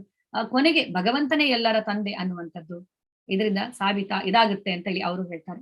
ಸೊ ಅದರಿಂದ ಇಲ್ಲಿ ಭಗವಂತನೇ ಹೇಳ್ತಾ ಇದ್ದಾರೆ, ಇವರೆಲ್ಲ ಅವರ ಸಂತಾನದವರೇ, ಈ ಋಷಿಗಳ ಮತ್ತು ಮನುವಿನ ಪ್ರಜಾಪತಿಗಳ ಸಂತಾನದವರು ಅನ್ನೋದನ್ನ ಹೇಳ್ತಾರೆ. ಏತಾಂ ವಿಭೂತಿಂ ಯೋಗಂ ಚ ಮಮ ಯೋ ವೇತ್ತಿ ತತ್ವತಃ ಸೋ ವಿಕಲ್ಪೇನ ಯೋಗೇನ ಯುಜ್ಯತೆ ನಾತ್ರ ಸಂಶಯಃ. ನನ್ನ ಈ ಐಶ್ವರ್ಯವನ್ನು ಮತ್ತು ಯೋಗ ಶಕ್ತಿಯನ್ನು ಯಥಾರ್ಥವಾಗಿ ತಿಳಿದವನು ಪರಿಶುದ್ಧವಾದ ಭಕ್ತಿ ಸೇವೆಯಲ್ಲಿ ತೊಡಗುತ್ತಾನೆ, ಈ ವಿಷಯದಲ್ಲಿ ಸಂಶಯವಿಲ್ಲ. ಎಸ್, ಈಗ ಭಗವಂತನ ಬಗ್ಗೆ ತಿಳಿದುಕೊಳ್ಳೋದ್ರಿಂದ ಏನಾಗುತ್ತೆ, ನಮ್ಗೆ ಭಗವಂತ ಎಷ್ಟು ಮಹಾತ್ಮನು, ಎಷ್ಟು ಶ್ರೇಷ್ಠ ಅಂತ ತಿಳಿದುಕೊಳ್ಳೋದ್ರಿಂದ ನಮ್ಗೆ ಗೊತ್ತಾಗುತ್ತೆ ನಾವು ಅವರ ಭಕ್ತಿ ಸೇವೆಯಲ್ಲಿ ನಮ್ಮನ್ನ ನಾವು ತೊಡಗಿಕೊಳ್ಬೇಕು ಅನ್ನುವಂಥದ್ದು. ಆದ್ರಿಂದ ಭಗವಂತ ಎಷ್ಟು ಮಹಾತ್ಮ, ಎಷ್ಟು ಶ್ರೇಷ್ಠ, ಐಶ್ವರ್ಯ ಏನು, ಯೋಗ ಶಕ್ತಿ ಏನು, ಅದನ್ನೆಲ್ಲ ನಾವು ತಿಳಿದುಕೊಳ್ಳುವಂತ ಅವಶ್ಯಕತೆ ಇದೆ. ತಿಳಿದುಕೊಳ್ಳದೆ ಇದ್ದವನಿಗೆ ಏನು ಗೊತ್ತಾಗುದಿಲ್ಲ, ಅವನು ಭಗವಂತನೇ ಇಲ್ಲ ಅಂತ ಹೇಳ್ಬೋದು. ಸೊ ಇದು ಚತುಶ್ಲೋಕಿ ಭಗವದ್ಗೀತೆಯ 4 ಶ್ಲೋಕಗಳು ಇಲ್ಲಿದೆ. ಮೊದಲ ಶ್ಲೋಕ ಇದು. ಅಹಂ ಸರ್ವಸ್ಯ ಪ್ರಭವೋ ಮತ್ತಃ ಸರ್ವಂ ಪ್ರವರ್ತತೆ ಇತಿ ಮತ್ವಾ ಭಜಂತೆ ಮಾಂ ಬುಧಾ ಭಾವ ಸಮನ್ವಿತಾಃ. ಎಲ್ಲ ಆಧ್ಯಾತ್ಮಿಕ ಮತ್ತು ಭೌತಿಕ ಜಗತ್ತುಗಳ ಮೂಲವು ನಾನೇ, ಎಲ್ಲವೂ ನನ್ನಿಂದ ಹೊರಸೂಸುತ್ತದೆ. ಇದನ್ನು ಸಂಪೂರ್ಣವಾಗಿ ತಿಳಿದ ವಿದ್ವಾಂಸರು ನನ್ನ ಭಕ್ತಿ ಸೇವೆಯಲ್ಲಿ ನಿರತರಾಗುತ್ತಾರೆ ಮತ್ತು ಹೃದಯ ತುಂಬಿ ನನ್ನನ್ನು ಪೂಜಿಸುತ್ತಾರೆ. ಸೊ ಭಗವಂತ ಇಲ್ಲಿ ಏನ್ ಹೇಳ್ತಾ ಇದ್ದಾರೆ, ಎಲ್ಲಾ ಆಧ್ಯಾತ್ಮಿಕ ಮತ್ತು ಭೌತಿಕ ಜಗತ್ತುಗಳ ಮೂಲವು ನಾನೇ, ನನ್ನಿಂದನೇ ಎಲ್ಲವೂ ಹೊರಸೂಸುತ್ತಾ ಇದೆ ಅಂತ ಅವರು ಹೇಳ್ತಾರೆ. ಸೊ ಈಗ ಮಹಾವಿಷ್ಣುವಿನ ಒಂದು ರೋಮಕೂಪಗಳಿಂದ ಅವರು ನಿಶ್ವಾಸ ಮಾಡುವಾಗ ಏನಾಗುತ್ತೆ, ಅವರ ರೋಮಕೂಪಗಳಿಂದ ಅನೇಕ ಕೋಟಿ ಬ್ರಹ್ಮಾಂಡಗಳು ಹೊರಸೂಸ್ತಾ ಇರ್ತವೆ. ಆ ಬ್ರಹ್ಮಾಂಡಗಳ ಒಳಗಡೆ ಮತ್ತೆ ಗರ್ಭೋದಕಶಾಹಿ ವಿಷ್ಣುವಿನ ರೂಪದಲ್ಲಿ ಭಗವಂತ ಪ್ರವೇಶಿಸುತ್ತಾರೆ. ಅವು ತಮ್ಮ ಪಥದಲ್ಲಿ ಇರುವ ತರ ಅವರು ನೋಡಿಕೊಳ್ಳುತ್ತಾರೆ ತಮ್ಮ ಶಕ್ತಿಯ ಮೂಲಕ. ಸೊ ಮಹಾವಿಷ್ಣುವಿನಿಂದ ಗರ್ಭೋದಕಶಾಹಿ ವಿಷ್ಣು ಮತ್ತೆ ಕ್ಷೀರೋದಕಶಾಹಿ ವಿಷ್ಣು. ಕ್ಷೀರೋದಕಶಾಹಿ ವಿಷ್ಣು ಅಂದ್ರೆ ಪ್ರತಿಯೊಬ್ಬರ ಹೃದಯದಲ್ಲಿ ಪರಮಾತ್ಮನಾಗಿರುವವರು. ಗರ್ಭೋದಕಶಾಹಿ ವಿಷ್ಣು ಅಂದ್ರೆ ಪ್ರತಿಯೊಂದು ಲೋಕವನ್ನ ಪ್ರವೇಶಿಸುವವರು, ಅವು ತಮ್ಮ ಪಥದಲ್ಲಿ ಇರುವ ತರ ನೋಡಿಕೊಳ್ಳುವವರು. ಹೀಗೆ ಭಗವಂತನ ಶಕ್ತಿಯಿಂದ ಅವು ತಮ್ಮ ಪಥದಲ್ಲಿ ಇರುತ್ತವೆ. ಈಗ ಅಂತ ಒಂದು ಅನೇಕ ಕೋಟಿ ಬ್ರಹ್ಮಾಂಡಗಳ ನಾಯಕ ಭಗವಂತ ಅಲ್ವಾ. ಅಂತ ಅನೇಕ ಕೋಟಿ ಬ್ರಹ್ಮಾಂಡಗಳಲ್ಲಿ ಒಂದಾಗಿರುವಂತ ಬ್ರಹ್ಮಾಂಡ ಭೂಮಿ. ಆ ಭೂಮಿಯಲ್ಲಿ, ಆ ಬ್ರಹ್ಮಾಂಡದಲ್ಲಿ ಇರುವಂತ ಒಂದು ಪ್ಲಾನೆಟ್ ಅಲ್ಲಿ ನಾವಿದ್ದೀವಿ, ಭೂಮಿಯಲ್ಲಿ. ಆ ಭೂಮಿಯಲ್ಲಿ ಒಂದು ದೇಶದಲ್ಲಿ, ಒಂದು ರಾಜ್ಯದಲ್ಲಿ, ಒಂದು ಜಿಲ್ಲೆಯಲ್ಲಿ, ಒಂದು ಮನೆಯಲ್ಲಿ, ಒಂದು ಪುಟ್ಟ ಮನೆಯಲ್ಲಿ ನಾವು ಕುಳಿತುಕೊಂಡಿದ್ದೀವಿ. ನಮ್ಮನ್ನ ನಾವು ಎಷ್ಟು ಶ್ರೇಷ್ಠರಂತ ನಾವು ತಿಳ್ಕೊಳ್ತೀವಿ. ಎಷ್ಟು ಅತ್ಯಲ್ಪರು ನಾವು ಭಗವಂತನಿಗೆ ನಮ್ಮನ್ನ ಹೋಲಿಸಿದ್ರೆ, ಹೌ ಇನ್ಸಿಗ್ನಿಫಿಕೆಂಟ್ ವಿ ಆರ್ ಅಲ್ವಾ ಇನ್ ಫ್ರಂಟ್ ಆಫ್ ಗಾಡ್. ಭಗವಂತನ ಮುಂದೆ ನಾವು ತುಂಬಾ ತುಂಬಾ ಅತ್ಯಲ್ಪರು.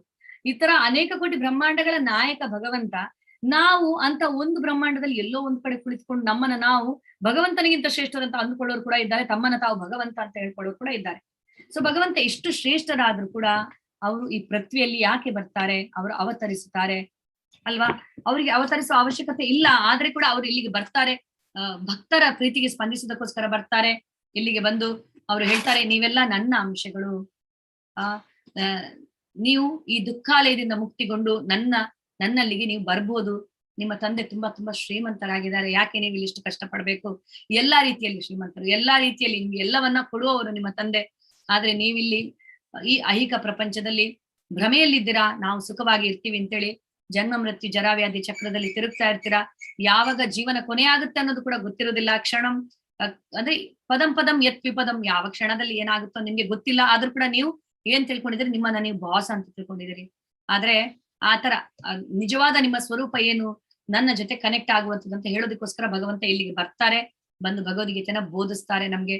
ಆದ್ರೆ ನಾವೇನ್ ತಿಳ್ಕೊಂಡಿರ್ತೀವಿ, ನಾವೇ ಗ್ರೇಟ್, ನಾವು ತುಂಬಾ ಸಂತೋಷವಾಗಿದ್ದೀವಿ ಅನ್ನುವಂತ ಭ್ರಮೆಯಲ್ಲಿ ನಾವು ಇಲ್ಲಿ ಇರ್ತೀವಿ. ಈ ತರ ಈ ಬ್ರಹ್ಮಾಂಡಗಳ ರಚನೆ ಕೂಡ ಇದು ಮಾನವರಿಗೋಸ್ಕರನೇ ಆಗುತ್ತೆ ಅಂತ ನಾವು ತಿಳ್ಕೊಬಹುದು. ಸೊ ಕೆಲವರು ಹೇಳ್ತಾರೆ, ಹಾಗಾದ್ರೆ ಎಲ್ಲದರ ಮೂಲ ಭಗವಂತನ, ಹಾಗಾದ್ರೆ ಕೆಟ್ಟದ್ರ ಮೂಲ ಕೂಡ ಭಗವಂತನ ಅಂತ ಕೆಲವರು ಕೇಳ್ತಾರೆ. ಕೆಟ್ಟದ್ರ ಮೂಲ ಭಗವಂತನಲ್ಲ, ಭಗವಂತ ಇಲ್ಲದಿರುವುದೇ ಕೆಟ್ಟದಕ್ಕೆ ನಾವು ದಾರಿ ಮಾಡಿಕೊಟ್ಟಾಗ ಆಗುತ್ತೆ. ಭಗವಂತನ ಆಬ್ಸೆನ್ಸ್, ಭಗವಂತನನ್ನ ಯಾರು ನಂಬುದಿಲ್ಲೋ ಅವರೇ ಕೆಟ್ಟ ಕೆಲಸವನ್ನ ಮಾಡೋದು ಜಾಸ್ತಿ. ಈಗ ಯಾವ್ದಾದ್ರು ಒಂದು ಕೆಟ್ಟ ಕೆಲಸವನ್ನ ಮಾಡ್ಬೇಕಂತ ಯಾರಿಗಾದ್ರೂ ಅನಿಸಿದಾಗ ಭಗವಂತನ ನೆನಪಾದ್ರೆ, ಭಗವಂತ ನನ್ನನ್ನ ಸಾಕ್ಷಿಯಾಗಿ ನೋಡ್ತಾ ಇದ್ದಾನೆ, ಭಗವಂತ ನನ್ನ ಜೊತೆ ಇದ್ದಾನೆ ಅಂತ ಅವನ್ ತಿಳ್ಕೊಂಡ್ರೆ ಆ ಕೆಟ್ಟ ಕೆಲಸ ಅವನಿಗೆ ಮಾಡೋದಿಕ್ ಆಗುತ್ತಾ? ಖಂಡಿತವಾಗ್ಲೂ ಮಾಡೋದಿಕ್ ಆಗಲ್ಲ. ಭಗವಂತನ ಭಕ್ತರಾದವರು ಕೆಟ್ಟ ಕೆಲಸವನ್ನ ಮಾಡ್ಲಿಕ್ಕೆ ಸಾಧ್ಯನೇ ಇಲ್ಲ. ಆದ್ರಿಂದ ಕೆಟ್ಟದು ಯಾವಾಗ ಬರುತ್ತೆ, ಕೆಟ್ಟದಕ್ಕೆ ಯಾವಾಗ ನಾವು ಪ್ರವೇಶ ಮಾಡಿಕೊಡ್ತೀವಿ, ಭಗವಂತನನ್ನ ಮರೆಯುವುದೇ ಕೆಟ್ಟದಕ್ಕೆ ನಾವು ಎಡೆ ಮಾಡಿಕೊಟ್ಟಾಗ ಆಗುತ್ತೆ. ಭಗವಂತ ಏನಿರುವಲ್ಲಿ ಯಾವ ಕೆಟ್ಟದ್ದು ನಡೀಲಿಕ್ಕೆ ಸಾಧ್ಯವಿಲ್ಲ, ಎಲ್ಲ ಆಸ್ಪಿಷಿಯಸ್ನೆಸ್ ಇರುತ್ತೆ ನಮ್ಮ ಜೀವನದಲ್ಲಿ. ಆದ್ರಿಂದ ಭಗವಂತ ಎಲ್ಲ ಒಳ್ಳೆದರ ಮೂಲ ಅನ್ನೋದನ್ನ ನಾವಿಲ್ಲಿ ತಿಳಿದುಕೊಳ್ಬಹುದು. ಸೊ 2ನೇ ಶ್ಲೋಕ.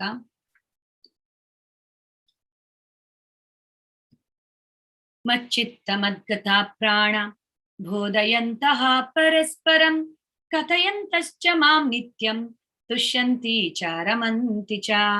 ನನ್ನ ಪರಿಶುದ್ಧ ಭಕ್ತರ ಯೋಚನೆಗಳು ನನ್ನಲ್ಲಿ ನೆಲೆಸಿರುತ್ತವೆ, ಅವರ ಬದುಕುಗಳು ಸಂಪೂರ್ಣವಾಗಿ ನನಗೆ ಅರ್ಪಿತವಾಗುತ್ತವೆ ಮತ್ತು ಪರಸ್ಪರವಾಗಿ ನನ್ನ ವಿಷಯವಾಗಿ ತಿಳಿಸಿಕೊಡುತ್ತಾ ನನ್ನ ಬಗೆಗೆ ಮಾತನಾಡುತ್ತಾ ಅವರು ಬಹು ತೃಪ್ತಿಯನ್ನು ಆನಂದವನ್ನು ಪಡೆಯುತ್ತಾರೆ. ಸೊ ಭಗವಂತ ಹೇಳ್ತಾರೆ, ನನ್ನ ಭಕ್ತರ ಯೋಚನೆಗಳು ನನ್ನಲ್ಲಿ ನೆಲೆಸಿರುತ್ತವೆ. ಅವರು ಪರಸ್ಪರ ನನ್ನ ಬಗ್ಗೆ ಬೇರೆಯವರಿಗೆ ತಿಳಿಸಿಕೊಡುತ್ತಾ ಮಾತನಾಡುತ್ತಾ ಆನಂದವನ್ನ ಪಡೆಯುತ್ತಾರೆ ಅಂತ ಹೇಳಿ. ಸೊ ಇಲ್ಲಿ ನಾವು ನೋಡ್ಬೋದು ಭಕ್ತರ ಸಂಘದ ಒಂದು ಮಹತ್ವವನ್ನ ನಾವು ನೋಡ್ಬೋದು. ಇಲ್ಲಿ ಯಾವ ತರ ಭಕ್ತರು ಯಾರು ನನ್ನ ಭಕ್ತರಾಗುತ್ತಾರೋ ಅವರು ನನ್ನ ಸೇವೆಯಲ್ಲಿ ಇರುತ್ತಾರೆ. ಭಕ್ತರಿಗೆ ನಮ್ಮ ಶಾಸ್ತ್ರದ ಬಗ್ಗೆ, ಕೃಷ್ಣನ ಬಗ್ಗೆ ಮಾತನಾಡುವಂಥದ್ದು, ಬೇರೆಯವರಿಗೆ ತಿಳಿಸಿಕೊಡುವಂಥದ್ದು ತುಂಬಾ ಆನಂದದಾಯಕವಾದ ವಿಷಯ. ಸೊ ನಾವು ಯಾರ ಸಹವಾಸವನ್ನ ಮಾಡುತ್ತೀವೋ ನಾವು ಅದೇ ತರ ಆಗುತ್ತೇವೆ. ಭಕ್ತರ ಸಹವಾಸವನ್ನ ಮಾಡಿದಾಗ ನಮ್ಮಲ್ಲಿ ಭಕ್ತಿ ಪ್ರಾಪ್ತಿ ಆಗುತ್ತದೆ, ನಾವು ಕೂಡ ಭಕ್ತರಾಗುತ್ತೇವೆ. ಭಕ್ತರ ಸಂಘದಿಂದ ಭಕ್ತಿ ಪ್ರಾಪ್ತಿ ಆಗುತ್ತದೆ. ಭಕ್ತ್ಯ ಸಂಜಾತ ಭಕ್ತ್ಯ ಅಂತ ಹೇಳಲಾಗುತ್ತೆ. ಭಕ್ತಿ ಭಕ್ತರ ಹೃದಯದಿಂದ ನಮ್ಮ ಹೃದಯದಲ್ಲಿ ಜಾಗೃತವಾಗುತ್ತದೆ. ಆದ್ದರಿಂದ ಭಕ್ತರ ಸಂಘ ತುಂಬಾ ಮುಖ್ಯ ನಮ್ಗೆ ಈ ಒಂದು ಭಕ್ತಿ ಜೀವನದಲ್ಲಿ ಮುಂದುವರಿಯೋದಕ್ಕೆ. ಸೊ ಚೈತನ್ಯ ಚರಿತಾಮೃತದಲ್ಲಿ ಹೀಗೆ ಹೇಳಲಾಗಿದೆ, ಸಾಧು ಸಂಘ ಸರ್ವಶಾಸ್ತ್ರಿಕಾಯ ಲವ ಮಾತ್ರ ಸಾಧು ಸಂಘೆ ಸರ್ವ ಸಿದ್ಧಿಹಾಯ. ಈ ಎಲ್ಲಾ ಶಾಸ್ತ್ರಗಳ ಒಂದು ಸಾರ ಏನು? ಲವ ಮಾತ್ರ ಸಾಧು ಸಂಘವನ್ನ, ಭಕ್ತರ ಸಂಘವನ್ನ ಮಾಡಿದ್ರೆ ಸಾಕು ನಾವು ಜೀವನದಲ್ಲಿ ಯಶಸ್ವಿ ಆಗಬಹುದು ಅಂತ. ಯಾಕಂದ್ರೆ ಭಕ್ತರ ಸಂಘದಿಂದ ಭಕ್ತಿ ನಮ್ಮಲ್ಲಿ ಜಾಗೃತವಾಗುತ್ತದೆ. ಭಗವಂತ ಎಲ್ಲವನ್ನ ಕೊಡ್ತಾರೆ, ಆದ್ರೆ ಭಕ್ತಿಯನ್ನ ಕೊಡುವುದಿಲ್ಲ. ಯಾಕೆ ಭಕ್ತಿಯನ್ನ ಕೊಡುವುದಿಲ್ಲ ಭಗವಂತ?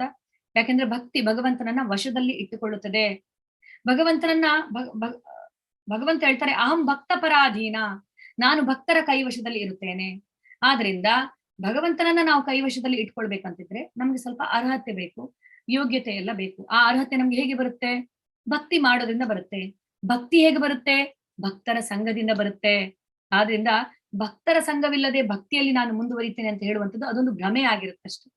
ನಾವು ವಾರಕ್ಕೆ 1-2 ಬಾರಿ ಆದ್ರೂ ಭಕ್ತರ ಸಂಘದಲ್ಲಿ ಈ ತರ ನಾವು ಇಲ್ಲಿ ಕೇಳುವಂಥದ್ದು, ಭಗವದ್ಗೀತೆನ ಕೇಳುವಂಥದ್ದು, ಭಾಗವತಮನ್ನ ಕೇಳುವಂಥದ್ದು, ಈ ತರದ್ದೆಲ್ಲ ನಾವು ಮಾಡ್ಲೇಬೇಕಾಗುತ್ತೆ ಈ ಆಧ್ಯಾತ್ಮಿಕ ಜೀವನದಲ್ಲಿ ನಾವು ಮುಂದುವರಿಯಬೇಕಂತ ಇದ್ರೆ.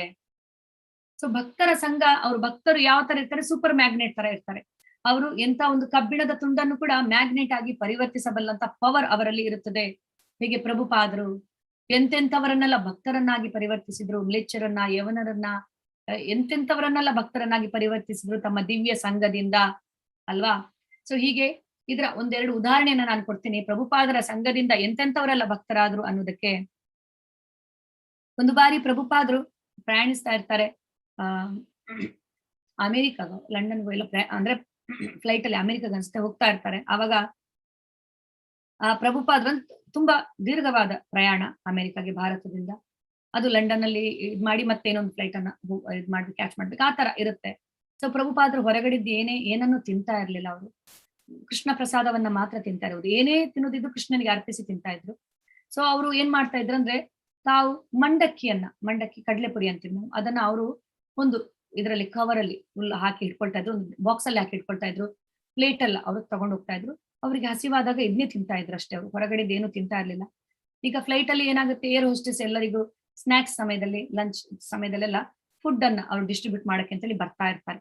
ಸೊ ಪ್ರಭುಪಾದ್ರು ಏನ್ ಮಾಡ್ತಿದ್ರು, ಅವರು ಮತ್ತೆ ಅವರ ಶಿಷ್ಯ ಇಬ್ರು ಇದ್ರ ಜೊತೆಯಲ್ಲಿ ಒಂದು ಪ್ಲೇಟ್ ಫುಲ್ ಮಂಡಕ್ಕಿ ಹಾಕಿಟ್ಟು ಅದ್ರ ಜೊತೆ ಅವರು ಭಗವಂತನಿಗೆ ಅರ್ಪಿಸಿದ್ದ ಏನೋ ಅವರು ಇಟ್ಕೊಂಡಿದ್ರು, ಅದನ್ನ ಅವರು ಸೇವಿಸ್ತಾ ಇದ್ರು, ತಿಂತಾ ಇದ್ರು ಅವರಿಬ್ರು, ಅವರು ಮತ್ತೆ ಅವರ ಶಿಷ್ಯ. ಏರ್ ಹೋಸ್ಟೆಸ್ ಎಲ್ರಿಗೂ ಕೊಡ್ತಾ ಬರ್ತಾಳೆ, ನೋಡ್ತಾಳೆ, ವಾವ್ ಇದೇನಿದು ಅಂದ್ರೆ, ಸೊ ಇವರಿಗೆ ನಮ್ಮ ಫುಡ್ ಬೇಡ, ಅವ್ರು ಹೇಳ್ತಾರೆ ಬೇಡ ಅಂತ ಹೇಳಿ. ಇದನ್ನ ನೋಡಿ ತುಂಬಾ ಚೆನ್ನಾಗಿ, ಅಂದ್ರೆ ಇಟ್ ಲುಕ್ಸ್ ಯಮ್ಮಿ, ತುಂಬಾ ಒಂದು ಚೆನ್ನಾಗಿ ಕಾಣ್ತಾ ಇದೆ ಅಂತೇಳಿ ಅವಳು ಪ್ರಭುಪಾದ್ರ ಪ್ಲೇಟಿಗೆ ಕೈ ಹಾಕ್ತಾಳೆ. ಕೈ ಹಾಕಿ ತಿನ್ನೋದಿಕ್ಕೆ ಅಂತೇಳಿ ಮಾಡುವಾಗ ಅವಳನ್ನ ತಡೆಯಕ್ ಹೋಗ್ತಾನೆ ಅವರ ಶಿಷ್ಯ. ಆಗ ಪ್ರಭುಪಾದ್ರು ಇರ್ಲಿ ನೋ ಪ್ರಾಬ್ಲಮ್ ಅಂತ ಹೇಳ್ತಾರೆ. ಸೊ ಅವಳು ಪ್ಲೇಟಿಗೆ ಕೈ ಹಾಕಿ ಹಾಗೆ ಬಾಯಿಗೆ ಹಾಕೊಂಡಿರ್ತಾಳೆ. ಸನ್ಯಾಸಿ ಪ್ರಭುಪಾದ್ರು ಅವರ ಪ್ಲೇಟಿಗೆ ಕೈ ಹಾಕಿ ತಿನ್ನೋದಿಕ್ಕೆ, ಅಂದ್ರೆ ಆತರ ಯಾರಿಗೂ ಒಂದು ಇದಿಲ್ಲ, ಆತರ ತಿನ್ಲೂಬಾರ್ದು ಆಕ್ಚುಲಿ. ಆದ್ರೆ ಅವಳು ಹಾಗೆ ಕೈ ಹಾಕಿದ್ನ ಬಾಯಿಗೆ ಹಾಕೊಂಡು ಮತ್ತೆ ಹೋಗ್ತಾಳೆ. ಹೋಗಿ ಅದಾದ್ಮೇಲೆ ಸ್ವಲ್ಪ ಹೊತ್ತಾದ್ಮೇಲೆ ಎಲ್ಲರಿಗೆ ಎಲ್ಲಾ ಫುಡ್ ಎಲ್ಲ ಡಿಸ್ಟ್ರಿಬ್ಯೂಷನ್ ಆದ್ಮೇಲೆ ಸ್ವಲ್ಪ ಹೊತ್ತ ನಂತರ ಮತ್ತೆ ಬರ್ತಾಳೆ ಪ್ರಭುಪಾದ್ರ ಹತ್ರ. ನಂಗೆ ಇನ್ನೊಂದ್ ಸ್ವಲ್ಪ ಕೊಡಿ, ತುಂಬಾನೇ ಟೇಸ್ಟಿ ಆಗಿದೆ, ನಂಗೆ ತುಂಬಾ ಇಷ್ಟ ಆಯ್ತು, ಇನ್ನೊಂದ್ ಚೂರು ಕೊಡಿ ಅಂತ ಹೇಳ್ತಾರೆ. ಅವರು ಒಂದು ಕವರ್ ಅಲ್ಲಿ ಹಾಕಿ ಅವಳಿಗೆ ಕೊಡ್ತಾರೆ. ಮತ್ತೆ ಒಂದು ಪುಸ್ತಕವನ್ನ ಕೊಡ್ತಾರೆ, ಕೃಷ್ಣ ಪ್ರಜ್ಞೆಯ ಬಗ್ಗೆ ಒಂದು ಪುಸ್ತಕವನ್ನ, ಚಾಂಟ್ ಅಂಡ್ ಬಿ ಹ್ಯಾಪಿ ಮತ್ತೆ ಯಾವುದೋ ಒಂದು ಪುಸ್ತಕವನ್ನ ಕೊಡ್ತಾರೆ ಅವಳಿಗೆ. ಅವಳು ಅದನ್ನ ತಗೊಂಡು ಹೋಗ್ತಾಳೆ. ಇಷ್ಟೇ ಆಗಿದ್ದು. ಅದಾದ್ಮೇಲೆ ಏನಾಗುತ್ತೆ, ಒಂದು 10 ವರ್ಷದ ನಂತರ ಪ್ರಭುಪಾದರ ಶಿಷ್ಯ ಅವರು ಅಲ್ಲಿ ಒಂದು ಕಡೆ ಅಮೆರಿಕದಲ್ಲಿ ಪ್ರವಚನವನ್ನ, ಅದೇ ಈ ಪ್ರಭುಪಾದ ಜೊತೆ ಇದ್ದಂತಹ ಶಿಷ್ಯ ಅವರು ಪ್ರವಚನವನ್ನ ಮಾಡ್ತಾ ಇರ್ತಾರೆ ಅಮೆರಿಕದಲ್ಲಿ ಭಾಗವತಂ ಬಗ್ಗೆ. ನೂರಾರು ಜನ ಸೇರಿದ್ದಾರೆ.